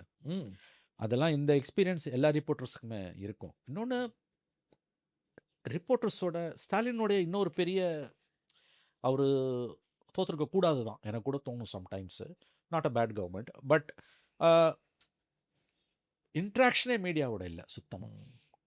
எழுதி கொடுத்து கேள்விக்கு பதில் சொல்கிறது, அரேஞ்சு ப்ரெஸ் கான்ஃபரன்சஸ்ஸு, ஒரு ஃப்ரீ வீலிங் இன்டர்வியூ சில நேரத்துலையாவது அலோவ் பண்ணியிருக்கணும். பண்ணவே இல்லை. நிறைய விஷயங்கள் காதுக்கு போகல ஷபீர், அது உண்மை. போனதையும் அவர் சீரியஸாக எடுத்துக்கிட்டாரான்றது வேறு விஷயம். நிறைய விஷயங்கள் அவர் கவனத்துக்கு போகல. நீங்கள் வந்து இவர் கட் ஆஃப். ஏன்னா எவ்வளோ தான் இன்டெலிஜென்ஸ் ரிப்போர்ட் இருந்தாலும், உங்களோட சோர்ஸஸ் கட்சிக்காரன் இருந்தாலும், ப்ரெஸ் கான்ஃபரன்ஸ் வந்து ஒரு பெரிய ஒரு ஒரு ஒரு ஐ ஓப்பனர். ஏன்னா சில கேள்விகளில் வரக்கூடிய சூட்சுமங்களை வச்சு அடுத்த டெவலப்மெண்ட்ஸை புரிஞ்சுக்கலாம். அப்படி தான் கலைஞர் கவர்ன் பண்ணார். அவருக்கே தெரியும் சில சமயத்தில் அவர் கேட்கலனாலும் இன்டெலிஜென்ஸ் ஸ்மெல் பண்ணுவாங்க. இது எதுவுமே இல்லாமல் நான் தனக்கு தானே மாலை போட்டுக்கிட்டு பேசுகிறவனை வந்து அட்டென்ஷன் சீக்கிங்காக இப்போ நான் யாருன்னு அவருக்கு நல்லாவே தெரியும். கலைஞரோட இருந்தவனை கூட நல்லாவே தெரியும், பார்த்துருக்கோம், பேசியிருக்கோம், எல்லாமே தெரியும், அவருக்கே தெரியும். பட் ஒரு கவர்மெண்ட்டுன்னு வரும்போது நம்ம ஜால்ரா போட முடியாதுல்ல. அப்போ யாரோ விமர்சனம் பண்ணுறாங்க அப்படின்னா, சில பேரோட விமர்சனங்கள் உள்நோக்கம் கொண்டவேன்றது உங்களுக்கு தெரியும். அவங்களோட வார்த்தைகள்லேருந்து நீங்கள் புரிஞ்சுக்கலாம். ஒருத்தர் பேசும்போதே தெரியும். இதோ ஸ்வீப்பிங்காக வந்து அட்டென்ஷன் சீக்கிங்னு சொல்கிறாங்கன்னா, அதை நீங்கள் அக்செப்ட் பண்ணுறீங்கன்னா, ஐ திங்க் இன்றைய தோல்விகளுக்கு அதுவும் ஒரு காரணம். இதெல்லாம் இல்லாட்டி கூட தோல்வி வந்திருக்கும். ஆனால் என்ன தெரியுமா, இன்னும் நம்பர்ஸ் கூடியிருக்கும். கரெக்ட், அதை விட்டுட்டாங்க அவங்க வந்து. இறுதியாக தமிழ்நாடு எந்த ட்ரெஜெக்டரியை நோக்கி போயிட்டுருக்கு? It's too early. I think வந்து ரொம்ப சொல்கிறதுனா, these are all early days. 100 நாள் கூட முடியல. எப்படியாவது டீஸ்டெபிளைஸ் பண்ணணும்னு டிஎம்கே, அதில் ஏடிஎம்கே இப்போ சேர்ந்துக்குச்சு. பாஜக 3 பேரும் ஒன்றா போய் பிஜேபி வந்து அது சும்மா அது வந்து டம்மி பிளேயர். பிஜேபி சீரியஸாக எடுத்துக்க வேணாம். அது வந்து இந்த குரூப்பில் டூப் பண்ணுவாங்கல்ல, டைரக்ஷன் இல்லை குரூப்பில் டூப்பு தான் பிஜேபி. அதை நீங்கள் சீரியஸாக எடுத்துக்க வேணாம். ஏன்னா மோடி சாபோட ஆசீர்வாதம் கண்டிப்பாக விஜய்க்கு இருக்குது. They don't want to disturb Vijay. எனக்கு அது நல்லாவே தெரியும். அவங்க they don't want to open one more front. அவங்க வந்து இதை என்ஜாய் பண்ணுறாங்க. ஏன்னா டிஎம்கே அவங்களால வீழ்த்த முடியல, விஜய் வீழ்த்திருக்காரு. இல்லை அவங்களுக்கு என்னென்னா, ஒரு கவலை பிஜேபிக்குள்ளேயும் இருக்குது. விஜயை வந்து நீங்கள் எதிரியாக்கிட்டு விஜயை நீங்கள் மறுபடியும் நீங்கள் போய் அட்டாக் பண்ணிங்கன்னா, it will only strengthen him. அது கேரளா, கர்நாடகா, ஆந்திரா, அங்கெல்லாம் ரெப்பர்கஷன்ஸ் இருக்கும். அதுக்கு சவுத் இந்தியாவில் எங்கேயாச்சும் இருக்குது. அதுக்கப்புறம் நார்த் இந்தியாலையும் எங்கேயாச்சும் அதோடைய இம்பேக்ட் வந்து கூடியிருக்கும். நான் எப்படி பார்க்குறேன்னா வந்து, centre Modi government doesn't want to disturb. நிச்சயமாக அவங்க டிஸ்டர்ப் பண்ண மாட்டாங்க. அவங்களுக்கு ஒரு லாபமும் இல்லை. In fact he has done good thing for them from their point of view. என்னன்னா, டிஎம்கேவை அவர் வீழ்த்திருக்காரு, அவங்களால முடியல, அவர் வீழ்த்திருக்காரு. என்டிஏவால் முடியாத விஜய் வீழ்த்திருக்காரு. There are serious issues with in DMK. 5 years வந்து அவ்வளோ சீக்கிரமாக ஒன்று அவங்க ரீசரக்ஷனுக்கான இந்த கவர்மெண்ட் கவுந்தாலும் கூட 5 இயர்ஸ்க்குள்ளே டிஎம்கே பவருக்கு வரதுக்குலாம் வாய்ப்புகள் ரொம்ப ரொம்ப குறைவு. விஜயை டிஸ்டர்ப் பண்ணுறதால பிஜேபிக்கு எந்த விதமான லாபமும் இல்லை, அவங்க செய்ய மாட்டாங்க. தேர் என்ஜாயிங் த கேம். அதாவது வந்து இங்கே 2 பேரும் மாறி மாறி போச்சிங்னு சொல்கிறாங்க இல்லையா, அதை வந்து அவங்க வந்து தேர் என்ஜாயிங் இட். இதில் வந்து ரொம்ப பாதிக்கப்பட்டது ஏடிஎம்கே. ஏன்னா எடப்பாடி வந்து யார் போனாலும் போங்கன்றாரு. பட் ஒரு செக்ஷன் வந்து போய் கவர்னர்கிட்டலாம் போய் நிற்கிறாங்க. டிஎம்கே செட்டில் டவுன் ஆகாமல் இருக்கிறதுக்கு கவர்மெண்ட்டுக்கு எல்லா விதமான பின்பிரிக்ஸையும் அவங்க கொடுத்துட்டு இருக்காங்க. பட் ஃபார் எவர் அவங்க அதை கொடுக்க முடியாது. For the next 3 months 4 months இப்படியே வந்து பின்பிரிக்ஸ் கொடுக்க முடியாது. உங்களுக்கு வந்து இப்போ next day no confidence motion வந்து நவம்பருக்கு 12க்கு மேலே தான் நீங்கள் போட வேண்டியிருக்கும். கண்டினியூஸாலாம் நோ கான்ஃபிடன்ஸ் மோஷன்லாம் போட்டிங்கன்னா யூ லூஸ் வர்ஷின். அது வந்து பொலிட்டிக்கலாகவே உங்களுக்கு இதாகிடும். இன்னொன்று இப்போ வந்து சில அமைச்சர்கள் வந்து குறிவைக்கப்பட்டிருக்காங்கன்னா தப்பு செஞ்சாங்க, ரேடாரில் வராங்க அவங்க வந்து. ஒன்று வந்து ஏவா Velu which is a pure DVAC case. அவர் ஃபாரினில் ட்ரீட்மெண்ட் இருக்காரு. Forever you cannot escape the clutches of law. அவர் கண்டிப்பாக ஒரு நாள் அப்பியர் தான் ஆகணும். சரி, இது அரெஸ்ட் இல்லையான்றதெல்லாம் இன்வெஸ்டிகேட்டிவ் ஆஃபீஸர் முடிவு பண்ண வேண்டியது. அது சரி தப்புன்னெலாம் நம்ம பேச முடியாது. Senthil Balaji case is a serious case. ஏன்னா வந்து போச்சிங் வந்திருக்குது, லுக் அவுட் நோட்டீஸ் கொடுத்து சம்மன்ஸ் எல்லாம் இஷ்யூ பண்ணியிருக்காங்கன்னும் போது அது எப்படி எந்த டைரெக்ஷனில் போவோம் என்னான்னு தெரியல நமக்கு வந்து. ஸோ நீங்கள் இதை ஆரம்பித்தது யாருங்க? முன்னாள் முதலமைச்சர் ஸ்டாலின் அவர்கள் வந்து கவர்மெண்ட் கவுந்துரும் தேர்தலுக்கு தயாராகுங்கள்னு சொல்லும் பொழுது சைமல்டேனியஸாக இப்படி நடக்குதுன்னு போது தெர் வாஸ் அன் அட்டம்ப்ட் நம்புறதுக்கு நமக்கு எல்லா விதமான பிரமஃபஸை கேஸ் இருக்குது. ஏதோ ஒரு அட்டம்ப்ட் நடந்திருக்குது. Maybe an amateurish attempt, botched up attempt, somebody very small players ஏதோ இன்வால்வ் ஆகிருக்கலாம். அப்படி இருக்கும்போது செந்தில் பாலாஜி ஒரு விஐபி, ஒரு சிட்டிங் எம்எல்ஏ, அவங்களாம் அவ்வளோ சீக்கிரம் வந்து குக்குடப் கேஸ்லலாம் நீங்கள் அரெஸ்ட் பண்ண முடியாது. தென் why are they escaping the summons? எனக்கு அது புரியல. See, DMK is a political party and institution. ஒரு மெயின் ஸ்ட்ரீம் பொலிட்டிக்கல் பார்ட்டியோட சிட்டிங் எம்எல்ஏ, எக்ஸ் மினிஸ்டர் வந்து why should he escape? See, ஒரு காமன் மேன் போலீஸுக்கு பயந்து போகலாம், போலீஸ் பிடிச்சா அடிப்பாங்கன்னு. இவங்களெல்லாம் ஒன்றும் அடிக்க போகிறதுலாம் கிடையாது. விஐபிஸ் போலீஸுக்கு பயந்து போகிறதுக்கும் காமன் மேன் இப்போ ஒரு காமன் மேனை பார்த்து நீ எதுக்கு போலீஸுக்கு பயந்து போகிற, இதுதான் தப்பு பண்ணல, போய் நில்லு போலீஸ் முன்னாலன்னு எல்லா நேரத்துலையும் நம்ம சொல்ல முடியாது. There may be some other forces working against him or her. இங்கே இப்போ இந்த மாதிரியான இஷ்யூஸ் இருக்குல்ல, செந்தில் பாலாஜி மாதிரியான இஷ்யூஸை வந்து the government wants to take control. They are reversing the tables. Sir 118க்கும் 107க்கும் நடுப்புற இருக்கக்கூடிய அந்த கேப்பை எவ்வளோ தூரம் நேரோ டவுன் பண்ண முடியுமோ அவ்வளோ தூரம் நேரோ டவுன் பண்ணி இந்த பை எலெக்ஷனில் ஒரு 5 சீட்டாக அது கூட ஜெயிச்சா Vijay may have a some easy breathing. அது இல்லைன்னா கவனம் பூரா வந்து எந்த நேரத்தில் கவுத்துருவாங்களோன்ற அந்த பயத்தில் தான் இருக்கும். I think you should get out of that fear. கவுந்துட்டு போகுதுன்ற ஒரு முடிவுக்கு வந்தாங்கன்னா கவிழ்க்கப்படுவதற்கான வாய்ப்புகள் மிக மிக குறைவு. கவுக்க மாட்டாங்க. ஐ திங்க் இப்போயாவது இவங்க நிறுத்திக்கணும். அங்கேருந்து ஆளை இழுக்கிறது, போகிறது வர்றது, 5 பேர் வரான் 7 பேர் வரான்னா stop this with this numbers. 7 பேருக்கு 7 தொகுதியில் போய் நில்லுங்க. எவ்வளோ ஜெயிக்குதோ அதை ஜெயிச்சுட்டு try to give a clean government. Sir நீங்கள் தோக்குறீங்களா ஜெயிக்கிறீங்களான்றது முக்கியம் இல்லை சார், ஃபைட் பண்ணிங்களா இல்லையான்றது தான் முக்கியம். Because you done and you achieved something unthinkable. 35%ன்றது மறுபடியும் சொல்கிறேன், எனக்கு பிடிக்கல. இது வந்து ஒரு கற்பனை கூட பண்ண முடியாத ஒரு சாதனை. அதை வந்து கன்சால்டேட் பண்ணுறது எப்படின்னா த்ரூ ப்ராப்பர் சேனல்ஸ் தான். நீங்கள் இந்த மாதிரி வந்து குறுக்கு வழியில் போய் ஆளை பிடிக்கிறது, ஆளை தூக்குறது, இவனை ரிசைன் பண்ணுறது, அதெல்லாம் இதோட நிறுத்திக்குவாங்க. தயவு செஞ்சு stop this with this numbers. உங்களுக்கு மக்கள் மத்தியில் இருக்க எண்ணம் கூட. நான் இன்னொன்று சொல்கிறேன், இன்னும் 10 பேர்லாம் ரிசைன் பண்ணுறான்னா மக்கள் மத்தியில் அந்த குறைய ஆரம்பிச்சிடுவோம். இவர் ஃபினிஷ்ட். ஸோ அதுக்கு வாய்ப்பு வேணாம். ஒரு இயற்கையாக இறைவனாக கொடுத்த வாய்ப்பு இருக்குது, அதை வச்சு நல்லது செய்ய பாருங்கள். ஒரு நாள் ஆண்டானோ கூடிய வரைக்கும் நல்லது செஞ்சுட்டு போனோன்னா ஐ think you will be in history. Right sir, ரொம்ப நன்றி எங்களோட இணைந்து உங்களுடைய கருத்துக்கள். தேங்க்யூ.